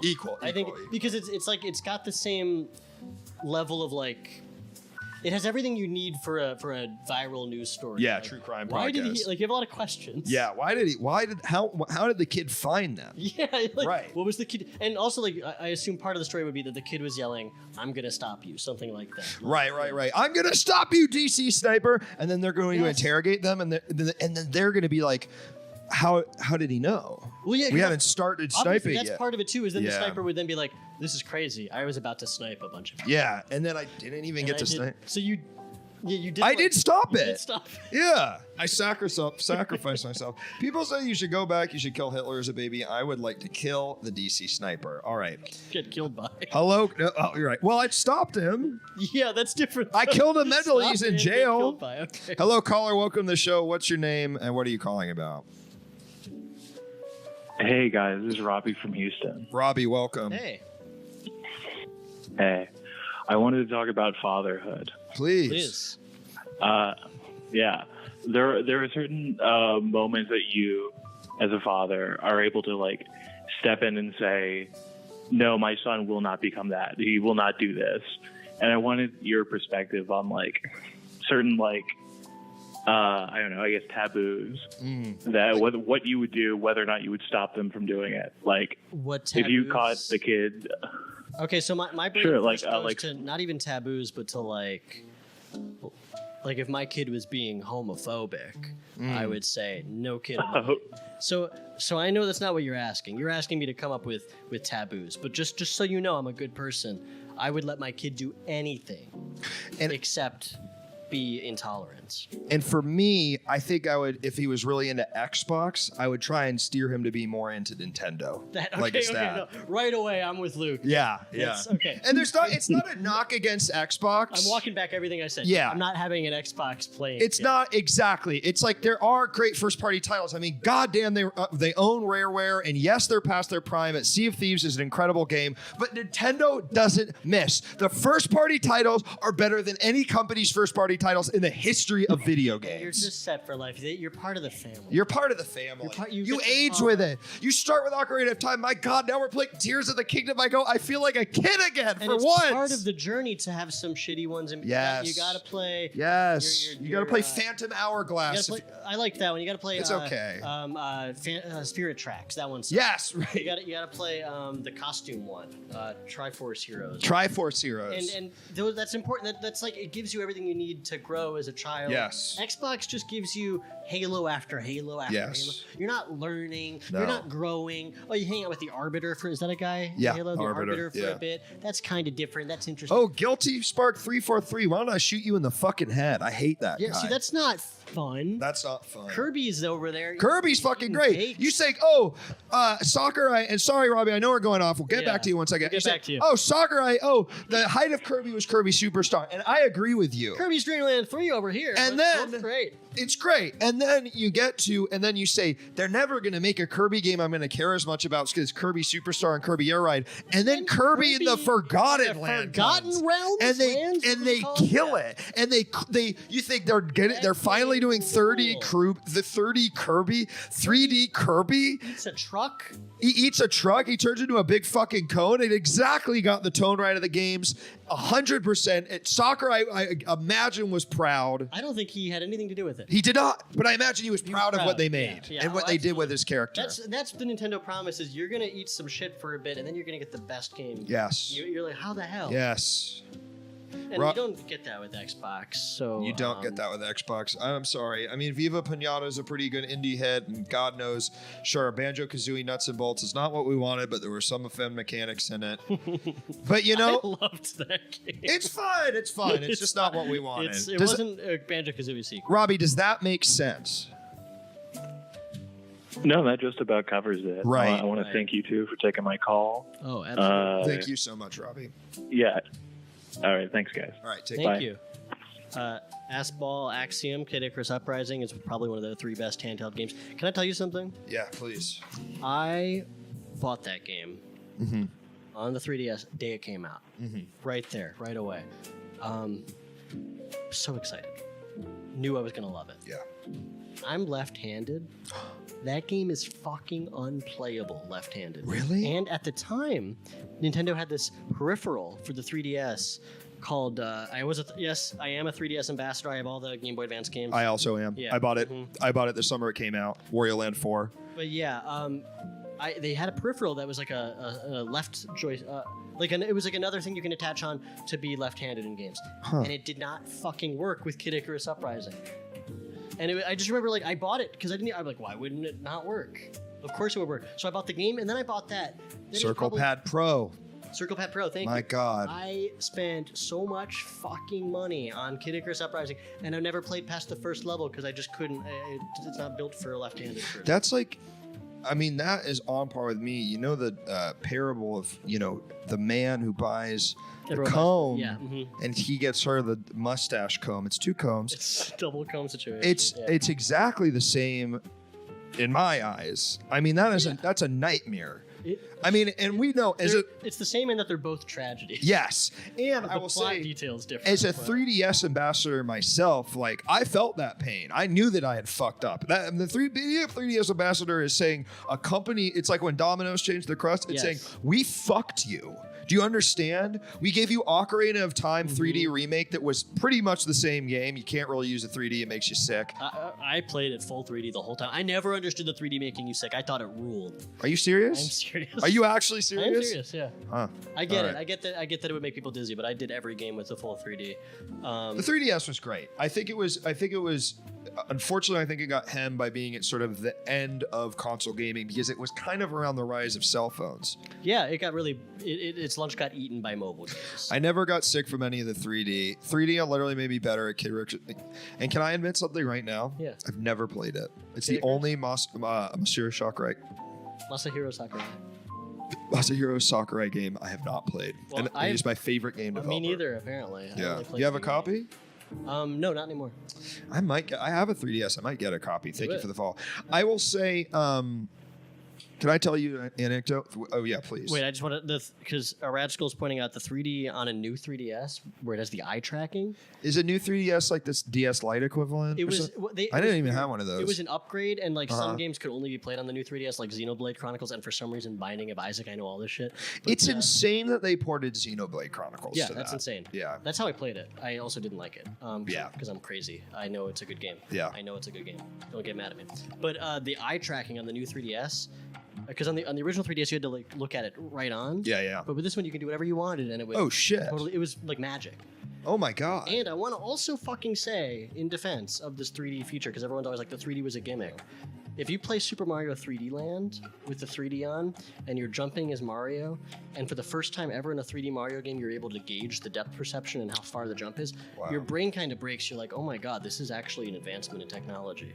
However, not a lot of games utilized it like that, and it was normally implemented at a bad intensity, so it did look crazy. But the first-party Nintendo games stay winning. They stay winning. And yes, Sakurai's games technically aren't first-party, but they might as well be. They might as well be. Because he's hired by Nintendo all the time to make them. Do you watch his... Sorry. Oh, yes. He has this YouTube channel. Don't look at it now. Don't look at it now. Don't look at it now. But this is it's truly, I think, amazing. I think it is one of the best things it is a treasure of the game industry, because you have this legend of the game industry. I would say top 5, maybe top 3, maybe my favorite video game developer ever. He's in the running for me, absolutely. And he's at this point in his career where he has like a lot of excess funds and a lot of free time. He's not working on anything, it seems, right this moment. So he's like, I'll start a YouTube channel with really high production values where I go in depth about all the games I've worked on and all my philosophies on game design. And he frequently gets permission from Nintendo to show like early concepts or unused things from the games he's worked on. It's so amazing. Sick. I really can't recommend it enough. And the best videos to get into it, I think, I think he's almost at his last game, which is Smash Ultimate. He does in-depth game concept things where he talks about developing like every game he's ever made. Yeah. And they're just like, for those alone, if even you're not interested in like, they're just fucking amazing. And they're just like, oh God, I love that channel so much. He is fantastic. So cool. And what I wanted to say, and I'm curious what you said thought about this. It's kind of like fatherhood, not really. So when the Nintendo Switch got announced, I remember there were those commercials of like people playing Mario Kart 8 Deluxe on a roof, like in Brooklyn. And I remember thinking to myself, this thing's going to be a fucking flop. I really was convinced it was going to be a flop so hard. I was like, this fucking sucks. What the fuck are they thinking? And I literally have been never so wrong about a product. I have the opposite of you. I was evangelical about it. Really? Because here's the thing. I'd been through so many ups and downs. I bought Wii U day one. Wii U's the only Nintendo console I have not owned, besides the original NES. I think the Wii U had some of the best games Nintendo had ever made. Beautiful 101. And of course, They've all been ported to the Switch except like one or two, because like Donkey Kong Country Tropical Freeze is one of my favorite. Yes, I've never played it, but I've only heard it's like, oh, if you like Donkey, like it's good as the old ones. Yeah, and the Wii U is full of really cool games like that. Mario 3D World's amazing, stuff like I don't know. Even the Zelda remakes they brought over were like super worth your time because they revamped Wind Waker and added. Was Skyward Sword on Wii or Wii U? It was a Wii game, and then they did a remake on the Switch recently, or a port on the Switch. Port on the Switch recently. But it required a lot of extra work because of all. Yeah. But I think they did it. I mean, they got the. They did it. Yeah. They added extra controller controls too, so you can play with. Yeah. Anyway, Switch coming out, I just felt it in my bones. I was like, portable. Because to me, it felt like everything that they had fucked up with the Wii U and they'd learned. Yeah. Because the Wii U was like pitched as a portable system, but you couldn't walk 5 feet away from your TV. Yeah. And I think they just like got it a little wrong where they were trying to catch up with the 3DS. They're like, okay, people like tablets, but then they finally, keep going, please. No, we agree. No. I want. Yeah, you knew. I just felt it, and I had it day one, and I was telling everyone, you're gonna want this. Like I was like. I mean, you're fucking right. I think it's basically. in the 21st century, I can't think of a more game-changing console, legitimately. No, for real. And it's one of those things where like now I'm nervous about the next one. I know, because I don't want them to fuck it up. As confident that I was that they would nail the Switch. Yeah. I am the opposite about how they would follow up, because if they're smart, and Nintendo frequently isn't smart or dumb, they're just like stubborn. Yeah. I think what they need to do, and everyone will agree with me, is just a big upgrade to the Switch. Keep it functionally the same. I know. Just build it as the Switch. Literally, call it the Switch 2. You guys did it. Yeah. You made the perfect console. And they've held on to it for longer than most generations. Because they know that it's like, oh, we've got, it took like it literally took them from N64, GameCube, Wii U to go, okay, we want some motion control stuff for it's fun, but it can't be the focus. We want a touch screen. It can't be the focus. And then just the ability to have as just a good an experience on your TV as on playing it anywhere in the world. It's a masterpiece. It's a masterpiece. It's one of the most elegant Thanks for tuning computers. Into Switch Talk. Yes, thank you so much. And I kind of feel like many of these great developers are the fathers to these products that we make. I really want to live in a world where ARMS was really a hit. They made a fucking Wii boxing fighting game where you can spin your punch like your Monkey D. Luffy. I never played ARMS, and I feel like I missed out. You liked it? It was like, here's the thing: it's a cool game, great soundtrack, absolutely. Yeah. It's a cool idea. It was kind of an empty game. Like, we really just had like a bare bones single player. Then you were expected to play multiplayer, but nobody was playing it. Yeah. And if you didn't, I don't know, it was like there was not a lot to do unless you could find someone else who was into it, and nobody was. Right. But it's like if in a world like what you're saying, Proto Birth, it's like in a world where people enjoyed it, it could have been crazy. 1-2 Switch to come with the console. I literally, because they just made a sequel or whatever. No, I did not get it. I had no idea the first one existed, and it was like Wii Sports, but you had to pay for it, kind of. I bought it. Because I was so hungry. I bought everything for the Switch. Did you buy Labo? No, by that time I was like kind of burnt out. Yeah. I know that there's no point in me, a 30-year-old man, having Labo, but I want it. That was kind of. I was like, I can't have this. It's not that I but you knew it would have like sucked if you owned it. Like you never would have like used it a lot. I played it for like 10 minutes at a friend's place, and I kind of was like, I'm glad I didn't buy this. But if I were 10, I would have loved it. Oh, yeah. I would have got it. It has like some programming stuff in there that's really cool. I feel the same way about Skylanders. I was a little too old for them, but I would have fucking loved them as a kid. Yeah. Toys to Life. It just makes sense. It's incredible. Imaginations come to life. I'm so glad that in the end of the day, I kind of wish that this show was just talking about Nintendo history. I mean, I'm having a lot. We'll just talk about maybe we can just, we don't have to film it. You and I, we're not starting a podcast. It's not a podcast, but we are going to sit here on mics. Not plugged in, not on, but just because we want to, feel the pressure, feel the heat of a live performance, and really fucking get into it, which we are right now. Folks, the phone lines are open. You got to call us. You got to call us. And the topic again is Nintendo Switch. Yes, it's Nintendo Switch. Epic or fail? We got a good question in the chat. From please. Should you make your kid play old games? No. I don't. You should not make them, but you should allow them the option. Absolutely. I constantly, and this is not even me being like nostalgic. I will go back and play old games that I have missed. Like I got into Armored Core recently. Yeah. And I played through the first Armored Core on PlayStation 1. And that is one of the best games I've played in the last like 5 years. Really? And it's just so crunchy and good, and it's got this core gameplay loop that keeps you in it. Like, and I don't want someone to not have the option to discover a game like that, because I do think you can get kind of narrow with what's coming out. Like you think I'm locked into this generation and games that were only released recently. No, open your horizons. Open your horizons. I will say though, I think that I've always believed, and I don't think it's always true, and I think there's obviously great exceptions. Super Mario RPG still, no one's done it better as far as I'm concerned in that genre. I have never beaten that game. Really? Because I rented it as a kid, and every time I re-rented it, someone saved over my file. So I played the beginning like 50 times. That's awesome. And then because I played the beginning so much, I never have the thrust. Right. I'm like, you're always like, I don't want to meet Frog Fucus again. Yeah, the idea of like sitting down again right now and being like, woods. I want to see the rest of the game, but I am so sick at the beginning. I think the remake might give you your in. I think I'd really rather just play the original. I don't. Yeah, I think I'm going to play the remake just because I just want another experience. I think the remake is for someone who played the original. I very much agree with you. It's like, oh, this is cool, and I really like how they keep it. But what I was going to say is, I do think that gaming, as opposed to other types of media, I think do suffer from the fact that the older ones, a lot of them, because of the confines of the medium at the time, are a bit harder to play. Yeah, that's so fun. It's like I love Earthbound so much. Yeah. But then it's hard because I'm like, well, Undertale literally took everything that's good about it and just made it way better because it exists. But they're different games. I know. Sometimes it's like a game. It's also just like.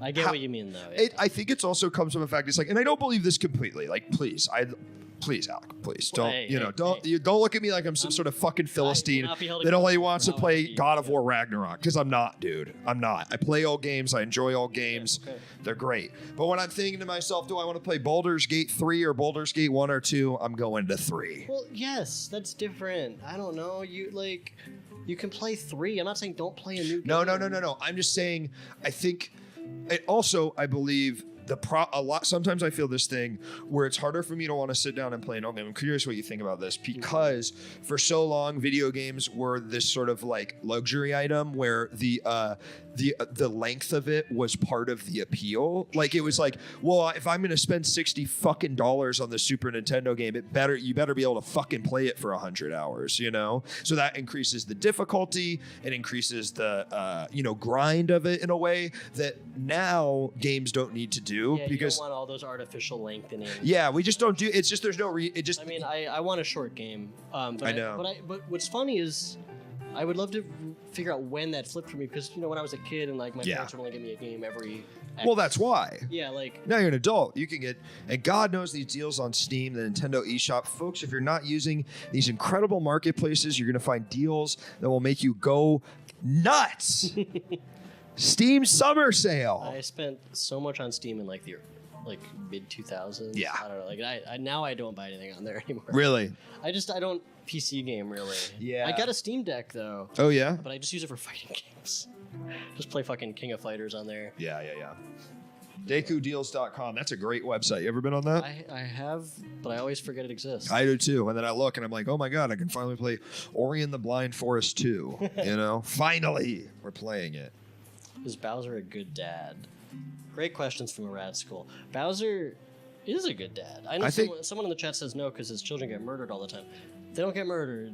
They get defeated momentarily. Yeah. The same way Bowser does. It's just part of that He's teaching world. them the family business. Yeah. He's training them. And he's letting them get out there and do it on their own. Nowadays, these kids, they want to go off. They want to be writer-directors or whatever. But I actually think my family was in the steel company. I was supposed to run a steel company. Yeah. Instead, I'm doing whatever the fuck this is. Writer-director. Maybe I should have run that steel company. I think you would have been bad at that. Yeah, I don't think I would have been good. I don't mean that as an insult. No. And I think my grandpa, who was kind of like training me to do it, I think kind of realized that I was really not going to be very good at it. What would your job have been? Owner? I would have been owner of a construction company that does structural steel in buildings like schools and federal buildings. You know what the guys who work at a steel mill love more than anything? Saying the F slur. Okay, aside from I don't even come on, I'll give them more credit. All right. The owners. What I was gonna say is I bet they would love some snot-nosed kid who's never worked their job a day in their life coming in and being their boss. Well, I would have been a cool boss. That's true. I would take him to bringing the Switch. We're bringing the Switch. We're playing Wii. I mean, back then it would probably be we're playing Wii Sports on Fridays. We're gonna maybe see a local soccer game. Didn't they retcon the Koopalings as being child soldiers and not as kids? Are we checking it? No, they're as kids, right? You know what? I like this. I am a Nintendo lore head. Yeah. I literally did I don't know if you know about this. I did like a 10-part web series called Mariology, where I'm aware. You saw it, yeah. Or you've seen. I did not watch all 10 parts, no, of but course. I've seen, It's like 10 hours. Yeah, it was one of those things. You know, when you see a friend's project and you're like, "Wow, that's so amazing." I won't be watching all 10 hours, but God, I'm so glad he made that. Yeah, it's really good. Like if you want something on while you're working on something else. Yeah, content like Star Trek. And I'll call it content because this is content. I make art. This was just some dumb. This is content. This was me trying. This is content, by the way. Don't ever think what we're doing here is art. Not art. Nope. But it was me trying to jokingly with some friends figure out the order of the Mario universe, the chronology of every game, and there were like obviously nothing. The joke of it is that nothing makes sense. No, yeah. And this fucking thing with the Koopalings, I don't know what Nintendo wants us to think, because they were definitely supposed to be. They were called the Koopa Kids at one point, not the Koopalings. And then there's like Bowser Jr. at one point. And you're like, is he just a new one of them? And then are the other ones nephews or cousins or like? You're right. It's inconsistent, and we demand answers.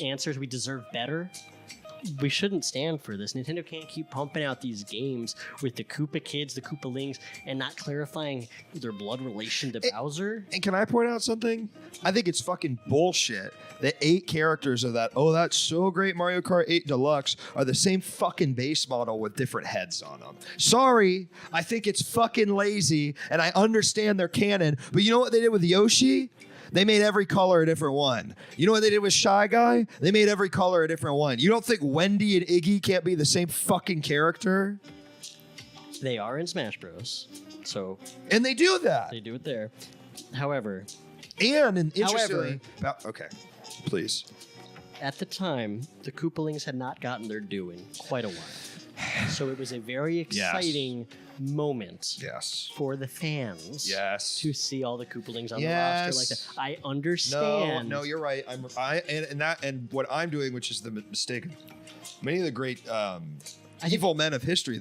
I'm forgetting my history. You're forgetting your history. Yeah. And I get it. If I'm a young one who's just playing Mario Kart 8 Deluxe for the first time, why the hell are these characters? I go, why do they take up so much space? Why is Pink Gold Peach on there? That's more upsetting to me. Pink Gold Peach, Gold Mario. I don't need them on the roster. I'll take Metal Mario, of course. Metal Mario. I feel almost Koopalings. It's like we're having some fun. Mario almost has his own identity because of Smash Bros. 64, where he's like a villain for a second. Yes, exactly. When before that he'd only ever been a transformation player. So that one I count as a separate character. I'll give it that. Yeah, please. But also remember in Sunshine when the cutscenes has like voice acting in it? Well, there's voice acting all over the place, which is insane. Yeah. But then Bowser Jr. goes like to Peach is like, "Are you my mama?" Or "You're my mama?" And then Peach goes, "I am." To this day, it just kills me. Super Mario Sunshine is so fucking weird because it felt like they were taking this big step and they realized immediately when it came out it was in the wrong direction, and now they're kind of living with. I love it. No. But like adding like all this lore and shit, it was like. And then in Galaxy they went back and they're like, nope, there's the little star guys and Rosalina's big hot mommy Peach, and we're having a blast. I don't mind the lore when they Superstar Saga when they do it well. It's fun. Oh God, I'm replaying that on the Switch. Yeah, and like. The problem with Sunshine wasn't the story to me. I thought that was fun. Mario Odyssey is a great little story. You're right. No, you're right. The problem with Mario Sunshine, and I'm fucking right about this. It's too woke. It's too woke.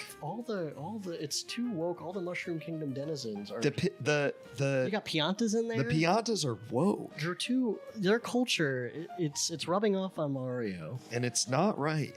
No, my real problem with the game, because I don't mind that it's woke. Yeah, I love it. I actually think that's good. Petey Piranha is an icon. He's an important ambassador for Piranha Plants. Yes.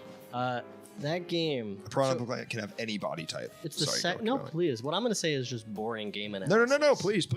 Mario 64. First time Mario's ever been in 3D. Yep. They are really trying to math out how to make Mario function, how to make a platformer in a 3D environment. Literally, they do it first. They do it first. They work on the fucking, the thing, they worked on the camera for like fucking 2 years or something. And no one knew how. It paid off. And there's a million things in that game that nobody had done before. Yep. And if you play it, it feels very abstract and weird. Yes. The environments don't make total sense. Even the castle, which is like ostensibly familiar in the sense that it's a castle. You know what a castle should look like. Yeah. Things are placed in ways that aren't like architecturally valid or environmentally valid. Yeah. They're there because that's fun to jump on. And it's fun to use Mario in a way to interact with that object. So every movement in the game is like designed in a way that is interesting for 3D motion. Sunshine gets too big for its britches. It's like, we want to make this feel like a lived-in space, which is cool. Yeah. Isle Delfino has locations that all kind of line up with each other. Yeah. There's a theme park, there's a beach, there's a hotel, and everything feels and looks like it could be a real place. It's not abstract anymore. It's like a cartoony resort. However, the problem is now it's not fun to move around in. Yeah. All those interactions you had that were so tightly designed in Mario 64 are like you're running across a beach because a beach is big. Right. You're jumping upstairs cumbersomely because stairs are built in there. Like a clock tower, and you're like, actually climbing up a big narrow stairway sucks. Yeah. The game suffers all across the board because of that philosophy, I think. Yeah. And there's a million other things wrong with it that people will harp on, and they're right. It's one of those games, though, that came out when I was an age where I just loved it. Yeah, same. Oh my god. Because I was just like, I don't know. Sonic Adventure 2 as well. I both of those up. Gotta imagine Sonic Adventure Soul plays like fucking bricks. Doing the fucking Rogue and Knuckles levels as an adult. I tried playing it again recently, and I had fun nostalgically, but it is like, it's an insane game. I want to play City Escape and then start playing whatever level comes next and go, nah, and then try to the Chow Gardens and realizing it was fun because I had endless time as a child. I loved those, but same. Yeah, I mean, I want a new Chow Garden. I want some. Please, let's get a new Chow Garden. Now, why aren't there new Chow Gardens? Why isn't there every game? Not just Sonic games, dude. Why isn't there a mobile Chow Garden game Street Fighter 6 should have a Chow Garden with fucking microtransactions? Agreed. And I gladly wait. I said agreed without. No. I'm saying we make. Yeah. Fuck you. No. Yeah, let's do it. I cannot abide by one more fucking mobile game with microtransactions. Even if it's chows and you get to have an angel chow and a devil chow? No, because I just want to play a game and not spend more money. No, I do. I don't mind microtransactions, and I really do mean this. When I pay for the Fortnite Battle Pass every couple months, I go, I don't know. I love You're an enemy gamer. I love to support it, And now I think Overwatch, they do a bad job. I think Fortnite actually does a pretty good job with it. Oh my God. Sorry. Dude. I think we need to realize there are different ways to monetize a game. There are many ways to monetize a game, and not all of them are bad. I'll fucking buy this Chow game for $60. I don't even care. Does that make sense? Why not? Really? If you went to the App Store today and you saw and even if on a consumer sense, I really mean this. It doesn't make if you looked and you said, "Oh, I can get the Chow Garden from Sonic for $60 on my phone," would you do it? No. Well, I would because I'm crazy. Right. I'm not, right. I'm yes, and I might too because common man. No. Right. And I get that. And I know Nintendo even tried it with Mario Run. Didn't work. $10 mobile game, full game. Yeah. And then all their other games with microtransactions like, okay, demolished. Mario Kart Tour has made him more money than fucking anything. Have you played that game? Yeah, I didn't. It's like it's weird game. It doesn't feel like a Nintendo game. The menus feel like, and I think they outsourced feel like a generic gacha game with just a bunch of. You get so confused trying to navigate because every button is trying to disorient you, so you spend money. And I'm like, this feels insidious. Well, it's also you're playing it and you're like have control over it, but you don't. Yeah. It's like very weird. That the gameplay I actually think it's like interesting. Yeah, it's a fun take on how to do it. Like I do think there's an interesting thing with Mario Run of how do we do this in a way that makes sense. Mario Run was a good game. I played the whole thing. I loved it. Yeah. Big talk coming from Alec after designing the egg game. Oh, look, the egg game. That was a joke. The egg game. You guys get that, right? He wasn't being serious with that. Yeah, I wasn't like. It's not like I really. You guys are so mean. Sometimes. I know. He knew it was funny that he made the egg game. He didn't think that was a real game. It's not. You guys know that, right? Also, like, it's a commentary on microtransactions. Yes. So it's not even like you don't even know what you're talking about. If you can't, it's not even. I wouldn't even call it satire. I'd say it's just straight parody. It's to your benefit. It's not even supposed to be funny. No, it's supposed to be a fucking commentary on how fucked up these things are. But then if we could play the egg game and then we could make the eggs mate and we could get angel eggs and devil eggs, don't you think that would be kind of fun? This is egg game lore. If you play it in a certain way, it hatches and a chow comes out. It would be so funny if you spent unprompted, really worked on like the most shitty microtransaction mobile game of the egg game and did make money off it because of its relation to I Think You Should Leave. And it really is like a fully evil thing you do. Yeah, I would do an evil thing. Like it's fully, you are literally making a cash grab based on liking a property. If it didn't piss off Tim and Zach and I had less scruples, I would. Yeah, no problem. I would do. I mean, people would hate me. The devil, yeah, certainly. But I'm talking about I would only do it in a reality where it would bring me steady income. It's more of a flash in the pan thing, but you're gonna make like an angry. Am I making Angry Birds money? No, but you're gonna making Flappy Bird money. Fuck no, sorry, dude. You're not making Flappy Bird money. Which type of bird money am I making? First of all, you're not making Flappy Bird money off of an alternative comedy sketch show spin-off game, all dude. Right. You don't know what the fuck you're talking. All like, right. But fuck a guy for being optimistic. But you're making like, you're making about 80 to 100 grand flat. Okay, wait, that's fucking. That's is that good? I'm into that. Would you do it for 80 to 100 grand? Yeah. Yeah. Yeah. No problem. Yeah. If because I think people know with Tim's blessing. Yes, of course. If I told Tim, if I said, I'm gonna do something fucked up with your game. Yeah. And I'm gonna turn people against us. I'm gonna use sites like Vulture and SplitSider to the way they should be used. Yeah. Self gain. I was scared. Because I have the full game on my computer, the real game. Really? Because someone made the fan one, right? Yeah. So I have the full game. However, it is not like designed for like a player. It's designed to be used. It's like a cinematic kind of. Well, it's not. It's a fully playable game and like it functions, but it only does the specific things they needed for the sketch. Right. And so it's not like a game that has like a start and an end. It's like I have to trigger things to happen. I could with like maybe a week's amount of work, I could dress it up to be a published. A week? Yeah, it wouldn't take that long. I could probably, honestly, I was going to say 2 days. You could make, so you're telling me you could make 80 grand in 2 days and you're not going to do it? No, I could make the playable version of the egg game as it exists and that people would like. That's all you need. Not the transaction version, not the fucked up version. That would take longer. How long do you think it would take? Because I think I could even, if you want to go in on this, I think I could probably code the like silly hats for $1. Okay, I'll let you do that. Throw in 10 hats, $1. But you're getting only one of those dollars. Of like the dollar that gets like one sale from a hat. What about no? You're getting $1 per. No. What about this? I get 9 of the hats. I don't get a cent. Okay. But 1 hat, I get all the money. All the money. That's fine by me. Yeah, and I get to pick the hat. Okay. I'm gonna make that hat fucking sing. I got scared. No, I did get scared though because when the fake game went up, I was like, oh, they're gonna think it was me. And then like I talked to Tim and he did think it was me. He thought it was the real game. Damn. And then he was also like... Was he pissed? He didn't care at all. Yeah. And I was like, oh, I thought like you'd be really mad if I just put the game up. So I didn't even bother prepping it. And then I had the producer emailing me. Wait a minute. So you already got his blessing, basically? Yeah.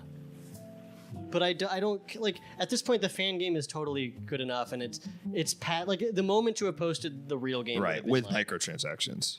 It's over. With the microtransactions. It's over. Mm-hmm.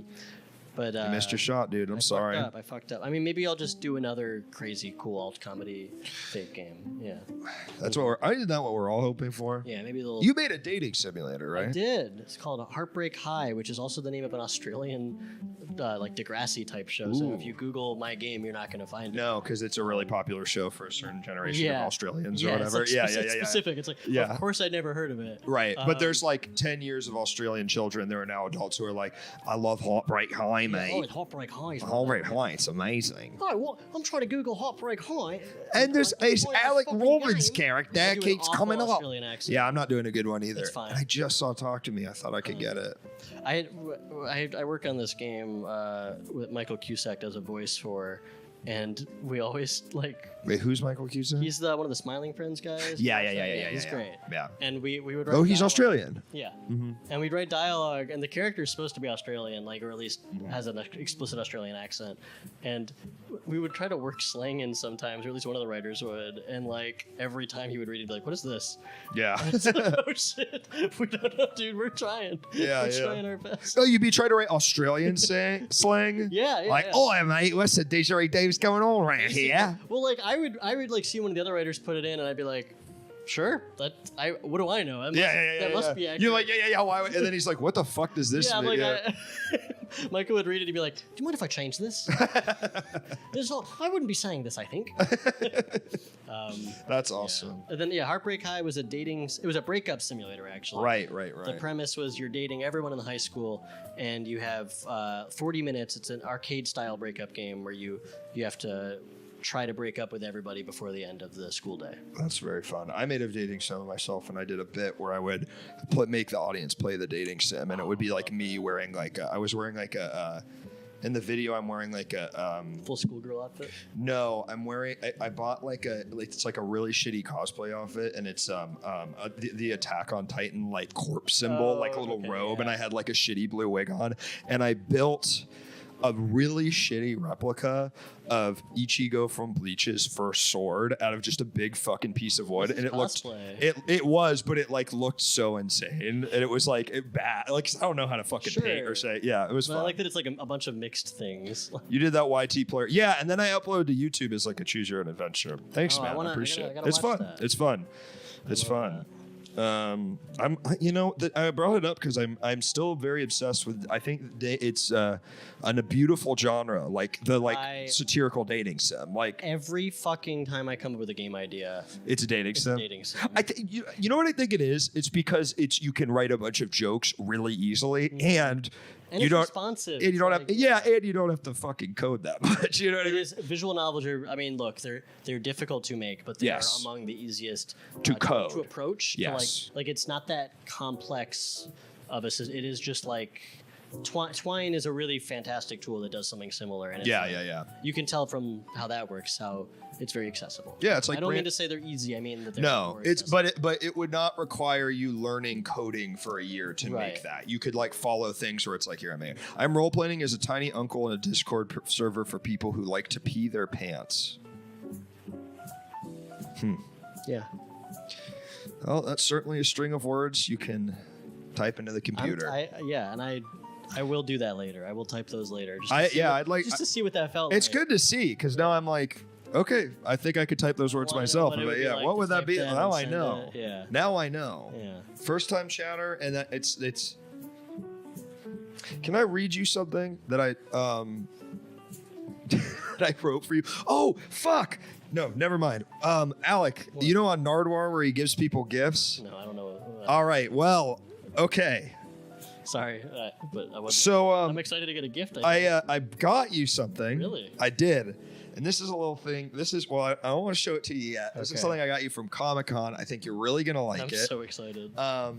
It's a button for Naruto times Boruto Ultimate Ninja Storm Connections. And this is straight from the Bandai Namco booth. That's a promotional button for their new game Naruto Boruto. Can you zoom in? I'm doing the Fallon thing. Yeah. Zoom in on that. Zoom in on this. Naruto. Here, we're gonna do a reverse one.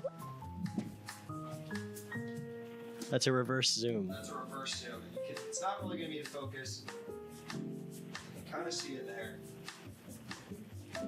Luke, it's beautiful. So Alec, Thank you. It spoke to me, and I said I saw it in my house, and I say I know Alec likes fighting games. I didn't really think about that when I found this. I don't know if Alec likes Naruto. I certainly don't know if he likes Boruto, but you know I like anime. I know you like anime, and it is a button I received at Comic-Con. It is straight from Comic-Con, very sweet of you. And I know that you didn't get to go this year, so I want to bring a piece of Comic-Con to you.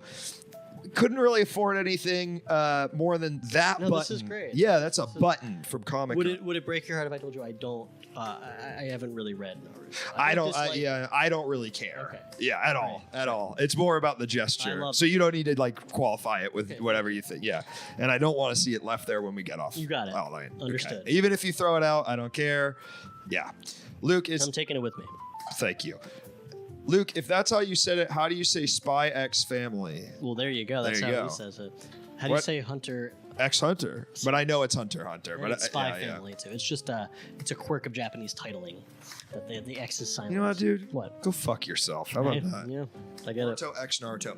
You know what I've been watching? Tell me, please. I just like talking about interest with you. I know it's really nice, Alec. I've kind of been excited to do this because I think, you know, we haven't known each other too long. Right. But every time I see you, I feel like I realize I think me and this guy like a lot of the same things. We get along. You get that sense. You're sometimes. seeing this here first. I mean, this is the just another incredible chapter in the patchwork story that is me and Alec's friendship, and you're seeing it here. What I wanted to say is, have you watched? I'm watching One Piece. Yeah. I'm doing it. How far are you? Well, so you're watching it. You're not reading it. You're watching. Because here's the thing. Yeah. I read it, I watched it, and then I started reading when the time skip happened. Mm-hmm. And I got really bored during the Fishman Island that's reading That's a weak arc. Yeah. And then I read most of Punk Hazard. I got a little into Dressrosa, and I stopped. I tried to get back into it with Big Mom. I stopped. But now I'm watching Fishman Island arc, and I'm fucking loving it. Interesting. I'm really fucking into it, and like, I think it's like amazing. And I think I really am like just One Piece. I'm like, I think it's just like, it is shown in anime, like distilled into its purest, most beautiful form. I really mean it. I would make the argument that One Piece could go down as the greatest adventure comic. It's so there's some, and it's even if beat by beat it wasn't high quality, there's something about a story being so focused and told over the course of decades, building on itself with the lore. It's a story like all shonen about growth. Yes. And the fact that you can track it from like the first chapter where Luffy's just a guy by himself who wants to be king of the pirates to 20 plus years later, 1,000 plus chapters later, and you could track this guy's entire moment to moment history of those years and see his status now compared to where it was then. Yes. There's really something special about the storytelling there. It's a real epic tale in a way that like is kind of now impossible in any art form besides manga too, because nothing else really exists like that. It's hard to be able to tell a story for that long. JoJo's I think hits that in its own way, but it's very different. Like Berserk is another one. Sadly cut short, but like. Even JoJo is one where like it does have the history built into it. Yeah. But it also is kind of episodic. Yes, it's its own thing, and it's a different way of doing. And I don't know, man. I'm watching now. That's surprising. Fishman Island is considered one of the worst paced. Are you watching? I'm watching it just regular on Crunchyroll because there's something about. I know One Piece is the thing where they cut out like the repeats. Oh, I've heard it. See, I cannot watch the anime One Piece. I'll check in for the big moments. Yeah. But it's so they cut in footage from the previous episode so much. Well, I mean, they reuse shots. It's so insane that you have to go 6 minutes into the episode to start the episode. Yeah. Maybe I should go to One Piece because I think that would make it better. I just think the Fishman Island arc, it was really boring for so long. And then I thought the coming together of like, Horty doesn't actually believe in anything other than like he was like indoctrinated to believe humans are bad. It was like, I don't know, it really moved me when I watched it last night. I was like, hell yeah. No, I don't know. It didn't hit for me, but I didn't dislike it. I think that also because it was the first time skip art at the time, because I remember I was reading it and I fucking skipped it and went to Punk Hazard. Sure. And I do think what's his face, Big Mom and fucking Kaido and fucking the strings gone Flamingo. It's like they're they're better than Horty, but I do think Horty is overhated because I think he's like there is something about him where it's like you just watch him basically go insane from taking these pills and like become he is stripped down and becomes the symbol of what he is, you know? What I like about the Fishman Island arc is that it feels like one of the older arcs. Yeah. Where it's a very small story. I mean, it's still like it has ramifications for the world, but like it felt a little more self-contained, whereas the other ones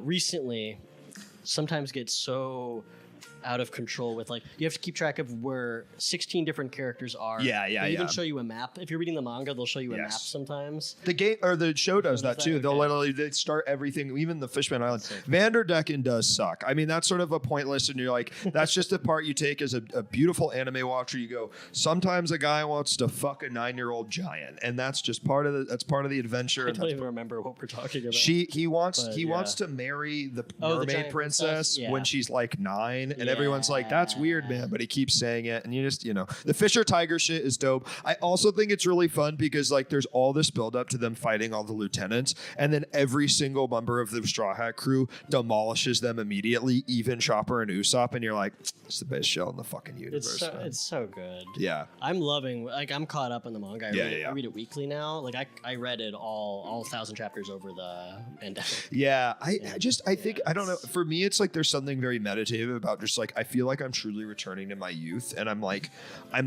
God, it feels so nice to just watch the longest shonen anime that's kind of shitty. It's nice to let it wash into you. Like like it's one of those where like it's also kind of got everything. Yeah, tone wise, it's also shockingly funny.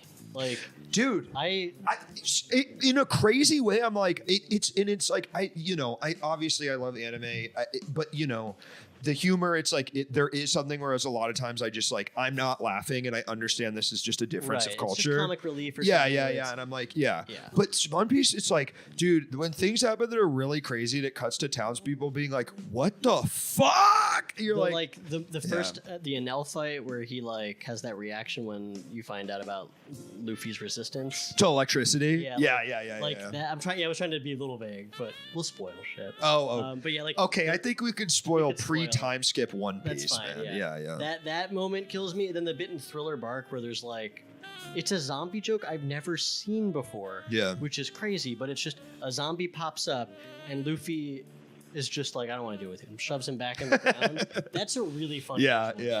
And not to this I won't spoil because it's a little over, but in the Don Flamingo arc where Usopp sends the big balloon. Oh yeah. It's like it's like when I because here's the one coming on me. I watch fucking clips on Crunchyroll or like all of my YouTube recommendations. Sure. It's just me watching One Piece clips. Like reliving all the best moments. Yeah, or like I'm watching fights I haven't seen yet, and I'm just like, well, I want to see. I haven't spoiled Gear 5 I think what actually got me in is I don't want to spoil Gear 5. I want to get there. 5 is so cool. Also, but they say the word Joy Boy in the Fishman Island arc. Yeah, so like Joy Boy. So you already know a little bit about that. Yeah, I know. Okay. I know what it is. But like Joy Boy has been like teased for so long in the story. I think like way earlier than the Fishman arc. Like he comes up just as like a mythical figure that people talk about. Yeah. I won't spoil Gear 5, but I will say like, as far as shonen goes, like if you're gonna have Goku get like Ultra Instinct Super Saiyan or whatever, just another strong guy. Like Gear 5 is such a good subversion of that. Yeah, I mean, I know it's like he's basically goofy as fuck. It's like a Looney Tunes. Yeah. He's like the Rubber Man, and now he's doing rubber hose animation. Yeah, exactly. It's incredible. He's a Fleischer animation all of a sudden. One of my favorite jokes in One Piece is when they're trying to think of names for the Sunny, and Zoro just says Boss Lionel. I don't know what it is, but something about getting in this window into Sora's imagination got me good. Yeah. Yeah, like good character jokes. Like, they're all. That's not even a joke. That is just a character detail. Yeah. That's amusing. Every character, every member of the Straw Hat crew is so unbelievably fleshed out that every fight they do, you're like, except maybe Nico Robin. She's my favorite. Really? Yeah. I just find it's like what. She's great in Alabasta. And she used to have a lot more to do. Yeah, now it's just like her and Frankie were my favorites, and they barely do anything. I know Frankie gets fun moments where it's like, yep, he's got an even bigger thing to get in. But yeah, I agree. They were so interesting, and they dropped the cola thing. Have you guys ever watched the arc in Dragon Ball Super where Ariel fights Vegeta and kicks his butt? No, but I want to. I love Arale. I haven't watched Dragon Ball Super. I watched the movie. The superhero one? I've actually watched. Well, the one I was thinking of is the Brawly. The first one with Beerus, where like they introduced Beerus. That's like a funny movie. People would be like, "You gotta watch Dragon Ball Super. It's so cool and action packed." Then I watched this, and it's just like a sitcom about trying to trick the most powerful being in the world into not killing you. Battle of the Gods. Thank you. Just go ahead. Oh no, but then then the new movies are great. Like I watched Broly. Broly's good. I haven't seen the superhero one. That was great. I've heard it's great. I haven't watched the show though. I probably should. I think the animation in the show is weirdly fucking bad. That's my hot take. A lot of shonen adaptations have terrible animation. No, but I think there's something weird. Terrible, I think they use computers, or like they use a lot of computer animation. New Dragon Ball movie has CG. It's yeah. animation. But this isn't even. This is like filling in. It almost looks like a little bit character animatory, and I'm like, something's wrong. And I think One Piece actually manages to look pretty fucking good for what it is. Yeah, One Piece, especially recently with the Wano arc, they upped their game again. I pop in every once in a while for like to watch the big fight. Episodes. Yeah. Like I was watching the new ones. The animation is only bad for the movie recap arcs. Yeah, I don't know. I've like tuned into the big battle of the universe they do, and I like the fights are good, but there's something very like still about there's something like uncanny valley. It almost looked like there's motion blur on the animation in a way I can't quite. I mean, yeah, I feel like I'm a big anime head, and I am often disappointed by animations. Like Chainsaw Man's one where I thought they put a lot of money into it. Fucking looks great. Yeah. Demon Slayer, yeah, I mean, that's it looks great. You're right. There's a whole new crop. There actually is a whole new thing literally right now. The crop of adaptations of Shonen Jump stuff is much more impressive, but slower. That's the trade-off. I mean, the Demon Slayer thing they're doing. Yeah. But also Demon Slayer, I'm like, it's fine and the animation's cool, but I'm like, every time they release more, I'm like, what is happening in this again? You know? I mean, Demon Slayer and Jujutsu Kaisen and some of those are all like, to me, you're kind of circling the drain with shonen. Yeah. And I'm going like, look, I already kind of had the ones I grew up with. Yes. That's yeah. Right. Yes. And Totally. I'm sure there are a lot. My Hero Academia is kind of the same. I read all of it. I read it all, and I was like, and it kind of gets bad, but you're like, it's like we had this, so it's but it's really fun and the world's fun. I think Chainsaw Man's fucking. Have you read it? I haven't read it. I'm all caught up. Yeah. I don't want to spoil it because I was reading it before the anime because I have the Shonen Jump app and I'll try things out. Yeah. And I hated it at first. I really did not like it, and then something. It starts really shitty. Well, it's like honestly, right around where the anime ends is where I was like, oh, this fucking rules. That's kind of what happened to me because I was like, okay, this is fun, and then I won't give anything away, but a bunch of people get fucked up, and I was like, oh, this is not what I thought it was, is it? The bit where they're trapped in the building with the hotel with the endless hallways, dude, that's where I was like, okay, I see. That character who's really scared the girl. Yeah. You're just like, oh, this is something I didn't. This is like what if a shonen thing was actually horror in a way that I was like, whoa. It's the moment that I think the story kind of reveals itself for what it's trying to be, because before that it's one note in a way that you understand what it's going for. You get it. It's really gruesome and cool to read, to look at the art. Yeah. I was not sold yet. Yeah, I think also that happens with any sort of long-running shonen thing, which I think Chainsaw Man is done, right? Well, no, Chainsaw Man ended as a fake-out. Wow. Crazy. And then started up again. It feels like it's they moved to the more adult-oriented magazine. What is it? Jump Ultra or whatever? Yeah, it's one. The one that JoJo's. Yeah. Yeah. Well, there's I don't even know if it's the same one. Yeah. But yeah, I would say I now am so won over by Chainsaw Man that I evangelize it. Fujimoto, someone in the chat just mentioned. Is Fujimoto the creator of Chainsaw Man? Yeah. He has a couple one shots he did in between when Chainsaw Man ended. Cool. And started again. That he did 60, 70 pages standalone stories. Cool. Those are great. Goodbye, Eri. Look back. Fantastic. Yeah. Okay, so we're basically out of time, but I do want to bring up one more anime that Please, I'll talk anime as long as you want, man. Vinland Saga. I need to check it out. We already talked. We did talk. I know nothing about it. It's on Netflix. It's some of the most beautiful animation I've ever seen. Read it. When it comes to I love anime. I love animation, but I will always read a manga before I watch it. Yeah, I mean, generally, also, there's somewhere else to be. I think too, I'm sure you feel this at the age we are. I'm like, well, I can read it, and it's so much faster. It's way faster. Yeah. I mean, some anime is good. Golden Kamuy, dude. Oh yeah, I'm a fucking. I read all of Golden Kamuy. I'm a super fan of it. I read a bit of it. It's maybe my favorite adventure shonen thing ever. Yeah.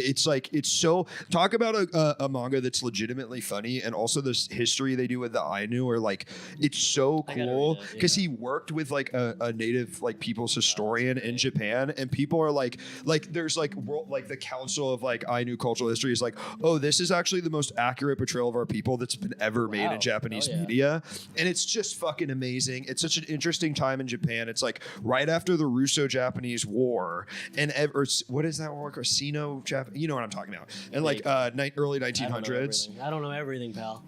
Well, but yeah, Golden Boy, hell yeah! I saw Golden Kamuy on the next line, and I was hoping it was Golden Boy.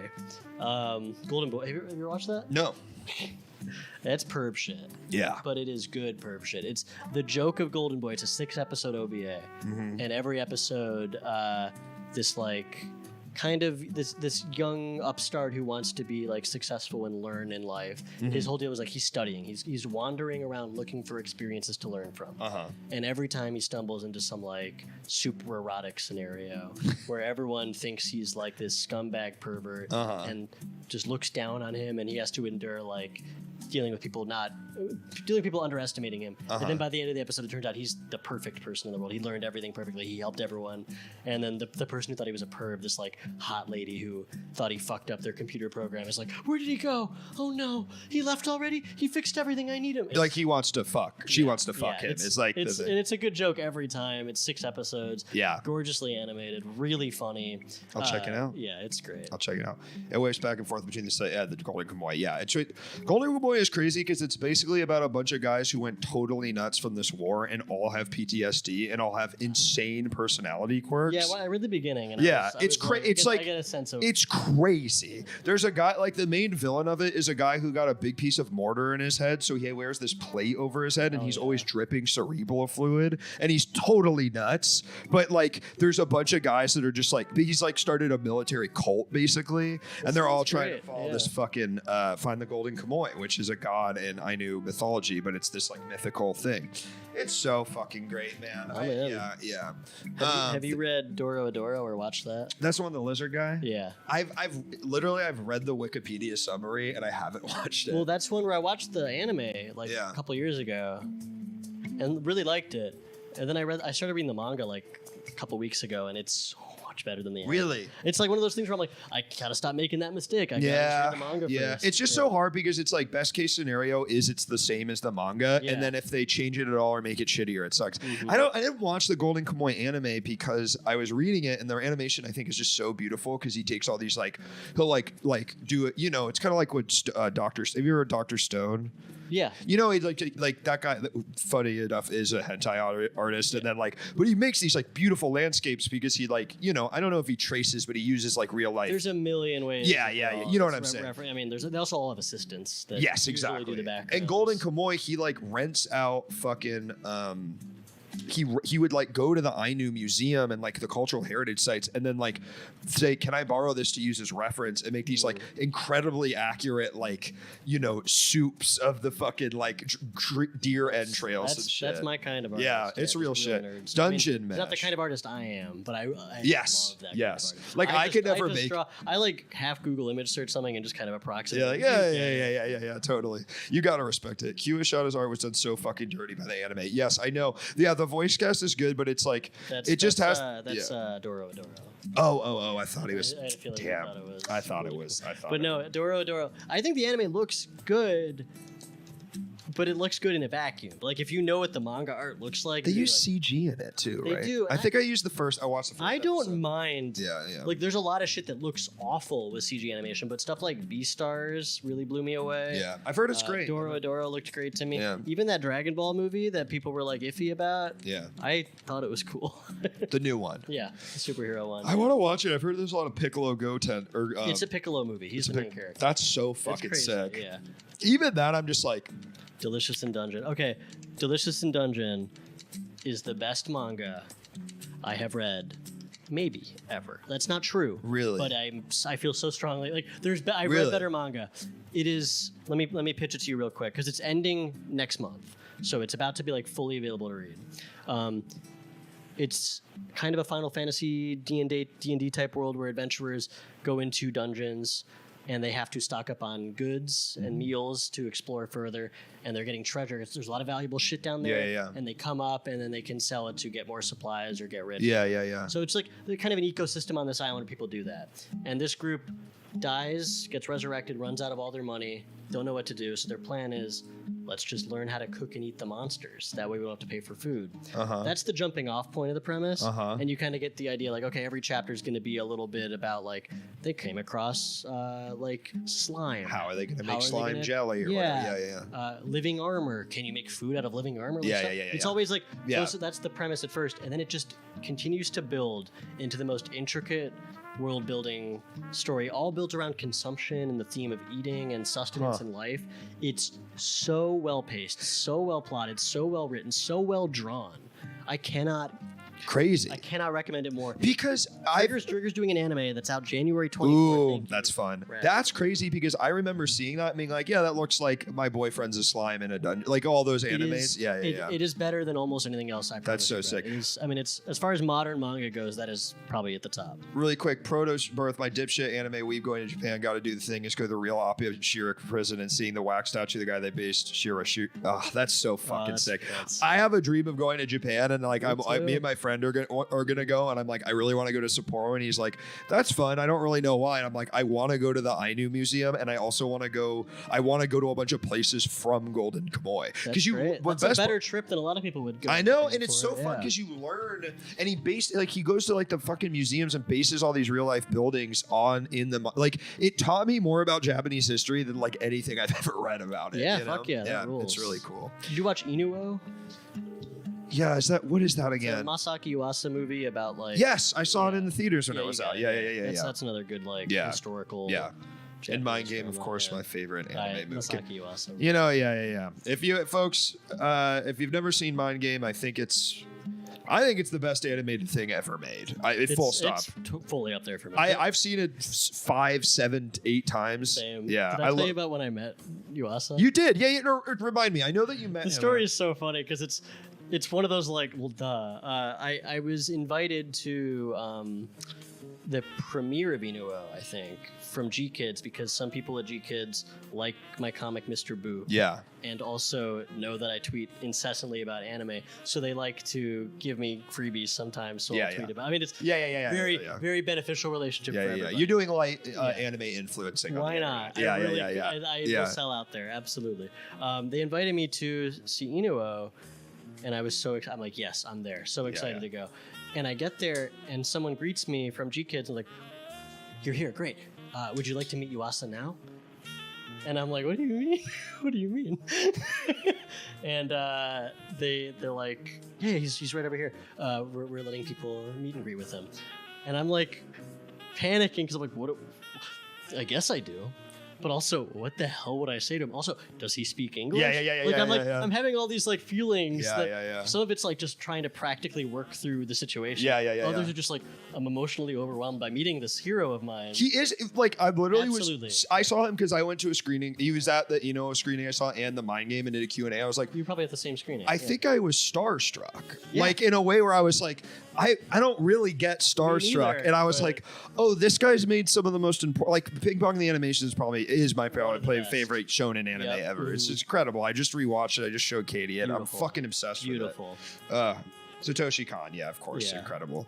Sorry. Oh, I mean, there's not much more to it except that like they just brought me up to him and he has a translator, and I'm like just looking at him. Yeah. He's looking at me like patient. Yeah. Don't know what to say. I'm just like, I love your work. Wait 20 seconds. Translated, and then wait for like thank you to get translated back. Yeah. That's all the interaction was. I'm like, that was both extremely cool and so pathetic and I love your work. I got a selfie with him. That was fucking cool. But like, also, not a lot of people know who he is, so it's not the most impressive. Right. Because it's like you can even like his stuff and not know what. Like I know what he looks like because I'm insane. Yeah. Were you at the screening? I just remember there was. I mean, Q&As obviously are always insane. If you were at the same Q&As, they were the worst Q&As I've ever seen in my life. The guy started and he took like 5 minutes to ask the question, "Would you ever do a a thing in the future. Would you ever do like something with flying cars? With flying cars. The question. Yes. Okay, it was okay. So this guy gets up and he like waxes poetic about like how interesting Inuo is, and he's like saying how much he likes it, and it's like it's so long. Everyone feels it. And then his question is, would you ever make something with flying cars in it? And then Yuasa has like, it says one thing and goes, maybe. and also, he already has made stuff. Right, it's Space Dandy is him, right? He did an episode of that, and he's also done like in Mind Game. There's like a future scene. Yeah. Also, Kaiba is a sci-fi story with a bunch of flying sci-fi vehicles. So it's like this question was just asked by someone who was not very familiar with the work, was very ineloquent, but really wanted to ask a question. Nerdy and antisocial. Yes, yeah. I've literally told that story to people because it's the worst. I also question. It's because every Q&A you see, it's like, and it's like the audience was grumbling. It was crazy because everybody kind of knows, especially in LA. It was like he literally like. I've never seen a Q&A asker destroy a vibe so totally. Yes, people were pissed off. Yeah. And then there was a girl next to me who literally loudly went, he fucking has done stuff with flying cars. Yeah. Loudly. It's like, bro, you don't think the people in this audience that are this like not really that well-known anime director in the States, like you don't think everybody here fucking knows? I had questions. I wish I'd raised my hand. I was going to ask, like, would he work with Taiyo Matsumoto again? Like, what about adapting or Robin Sunny? Nishi and work on a fucking for real? Like, there's like those are questions I actually want to know the answers to. I'm just hoping someone else asks something in the same ballpark. So and you like at the Mind Game one, someone asked about like his inspirations for Mind Game. I can't even remember what he said, but it was great. And I was like, great, that's a nice fucking normal question. Like, and it's just people are they're always like it's always a mix of like a young person, which you can't really follow them, trying to figure out if there's a secret code to being famous. Is always a lot of them. Yeah. Dude, I was at a screening, and we'll wrap up because I don't want to take too much of your time, Alec. But no, we'll finish. Yeah, we'll finish up. But I'm having fun. Okay, incredible. We always have to check in. Thank you so much. Thank you. A guy, I saw I was like, this is really a fucking thing that only happened in this fucked up town. I went to a short screening at the Lumiere Music Hall. You ever been in that place? Maybe. It's like an indie movie theater, and they do things like they'll do curated screenings. And my friend was showing a thing. I was going to support him. And then this kid in the audience is like, says to one of the directors on stage, I love your work. Would you ever consider putting me in something? To the whole audience. Okay. And the guy's name is like Michael, and everyone's calling him Michael. And then he's like, I don't know. Yeah, I mean, send me your stuff. And then this kid has got to be like max 25. He just goes, all right, thank you, Mikey. And then he sits back down, and everyone's like, what the fuck? It was so funny, dude. I will say, recently I went to maybe the first really good Q&A I've ever been to. Which was, have you ever seen The Wrong Guy? Dave Foley movie? So funny. Amazing movie. Full of jokes. We went to it was like a movie that never took off. I think it might not have ever released in theaters and has like a cult following. But out of nowhere, Dave Foley hosted a screening with some of the other creators. And I cannot remember this guy's name. He's really funny. But he had such good Q&A hosting decorum where like someone would start a question and he would kind of like figure out what they're asking and how to make it interesting and just kind of, I got you. You're asking me why that's I chose a skill. To do it this way. And I'm like, I was just enamored with him because it made the whole thing I've never seen so funny. And I'm like, I learned so much. I'm like, that's how you fucking do it. Do you know Nate Ferrone? Do you know who that is? He's like like Jack Bensinger and Eric Rahill. You know those dudes. He's the third dude who makes that podcast with them. Great, He would, and I love Nate. He's literally going to be on the podcast a week from today. Nice. He was hosting this Q&A he was hosting the Q&A in the screening. I have never seen it was making me laugh so hard because it was so crazy. First of all, I think that shout out Mr. Subsexual. First of all, he was saying fuck too much for a Q&A host in this way that was like, it's like I've never thought about it, but like obviously you don't do that. And he was making me laugh. And he was like introducing the movies in such a crazy way where he was like, it's fucking crazy making movies, man. Like he was just like doing this whole bit. He does like this false bravado thing. And at one point, a girl literally shouts out, "Who are you?" Because like there was no explanation. He just starts talking. So like if you don't know he's a comedian, you're like, why is he? He said, "Who am I? I'm the funniest fucking bald man in the world, and you're gonna want to remember my name." And then we started watching the movies, and it was like, and then the fucking Q&A, he kept saying "fuck." It was just so funny, you know. Great. It was honestly better because it's like if you're not gonna fucking like do it hard, you might as well make it insane. Yeah, I agree with that. I mean, like I never forget that Masaki Uasa was insane. Yeah. I mean, God, it was the flying cars. That's what he said. That's so funny. The flying cars. I know. I literally because the other ones I went to. The Mind, I think there were separate screenings. Yeah, he did a couple Mind, because I saw Mind Game of the Los Feliz 3, but I think he did a couple. There was a second screening with another Q&A. It was almost worse, but harder to tell a story about. Right. Because it was just this guy fumbling through a question that I think he realized partway through he didn't have a question. Yeah. I mean, that's the most classic that's classic, but the problem is because this was like a language barrier situation. Oh my God, so she's having to... She's trying to translate it into a question, and they went back and forth like... Was this at the Los Feliz 3? I think so. I think I was there as well, and I think the one in West Hollywood or no? No, the one in Los Feliz, like by Fred 62. Probably. Oh yeah, yes. I watched this, and then he was trying to save it, and then he couldn't save it, and then it got crazier because he wouldn't shut the fuck up. For the Night is Short, Walk On Girl. Oh, that was the screening. I think it was for Mind Game, and I think something similar happened. I wish it was the same guy. I think it was both. I think it was I did a double feature that night. I think maybe I also did it. Night is Short was after. But yeah, no, it was so funny because like, and uncomfortable because it took like 10 minutes. Yes. The full fucking. And that's way worse, but not a funny story because it was just like, oh man, you're like really in. Like the other guy was like so pathetic. You're like whatever, but that was like, oh, you're like really blowing it now, dude. And you know he was just you are, but you're doubling down rather than ejecting because you're so embarrassed that you're fucking. The other guy I'm mad at. This guy. You're just like, what was Nate introducing? Nate was, it was like a collection of shorts. That my friend Harrison had a short in that was curated. It was like a bunch of short film people. Yeah. Okay. Well, on that note, factual note, I mean, I think we've done the fucking thing. We really covered the topic. Yeah. I mean, so fatherhood. Finally, let's get our things, and I want to see it in the chat. Thumbs up or thumbs down? Thumbs up. Give me the thumbs up. Being a dad's all right. All right, Alec. Well, I'm gonna find someone to rate on Twitch, and you got anything to plug, my brother? Yeah. Read my comic, Mr. Boop. Buy the hardcover from Silver Sprocket. It's a beautiful hardcover. I don't know why it's so nice, but it's very nice. I did not. Hey, you got a customer in me. Maybe I'll get a free copy, but we'll see. I don't have any to give, but I would. I should have some to give. You're not lying. I'm really not. I have one copy and it's my own. Okay. I do. You want some softback copies? There you go. No, I don't think so. You want the hardcover? I want the hardcover, and I want you to sign it. Yeah, I'll do that. Okay. Other than that, I have another comic called Crime Hot, which is like sexy sci-fi thief caper comedy stuff, and I'm working on the 4th Crime Hot comic right now, which will come out at SPX September 8th. I don't know. What's SPX? Small Press Expo in Maryland. Let's go. Is it like a Zine Fest vibe, or just it's like a bigger Zine Fest. It's like the more. Did you go to Chicago Zine Fest back in the Cake? I used to. Cake, yeah. Damn, I love Cake. Yeah, Cake was great. I miss Calla out here. Calla was. I never went to that. It was amazing, and the pandemic killed it. No word of it coming back. Yo. But Crime Hot, I honestly think is the best thing I've ever made. So please, this new one's 100 fucking pages, and the last one was like 50. I don't know why I do this to myself.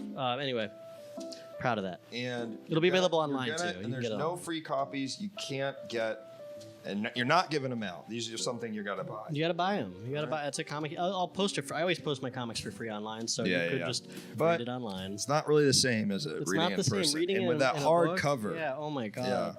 And if I do buy one, I'd really like it. You know, describe something like, "Hey, Luke, stay winning, Alec."